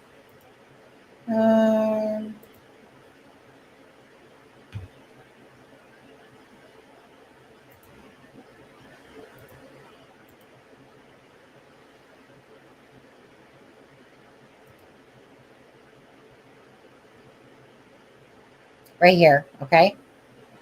So that little thing that's in my window that you see is this. So if anyone wants to use it for yours. Okay. It's smaller than what it looks. It's only 150 by 150. Okay. It's perfect for the avatar. But anyways, you guys. So with that being said, Lisa, I know, right, Ben? Actually, Ben, I feel like you unsubscribed too, just to piss me off. Yeah. Maybe it was Travis. I can't believe Sharon Parker would ever do something like that. Anyways, doesn't matter.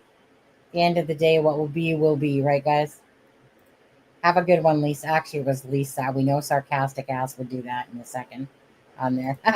Anyways, we'll play out with the Sebastian Eye of the Tiger song, guys. Ben, I'm not subscribed yet. That's right. All right, you're still pretty useful with that wrench, Ben. Yeah. And you're not the biggest tool out there in the shed. You know. You're the greatest tool. All right. Just looking for my thing now. Ready, guys? Just gonna play a little bit of this out, then we'll. Ooh, I did pretty good. 3 hours, 31 minutes. Not bad. Not bad. All right. Here we go. Bye, guys. Thank you so much. Oh, wait. Oh, my God. Let me just do this one more time. I have to appreciate before I get off of here. Darn you. Maybe it's me that just doesn't want to go. I got to thank Charmaine. Well done with the greasy hair then. Anyways, and then right after she did 27 months and she gave me a tip of 27.99. And Pinky gave $5 tonight. So thank you guys so much for that. Unexpected treats. Well, from Charmaine, not really. That's my hope. That's my sloot. Anyways, you guys, I'll see you guys on the 25th. Fair enough? Fair enough. And gotta find the outro. Gotta find it. There we go. Bye, guys.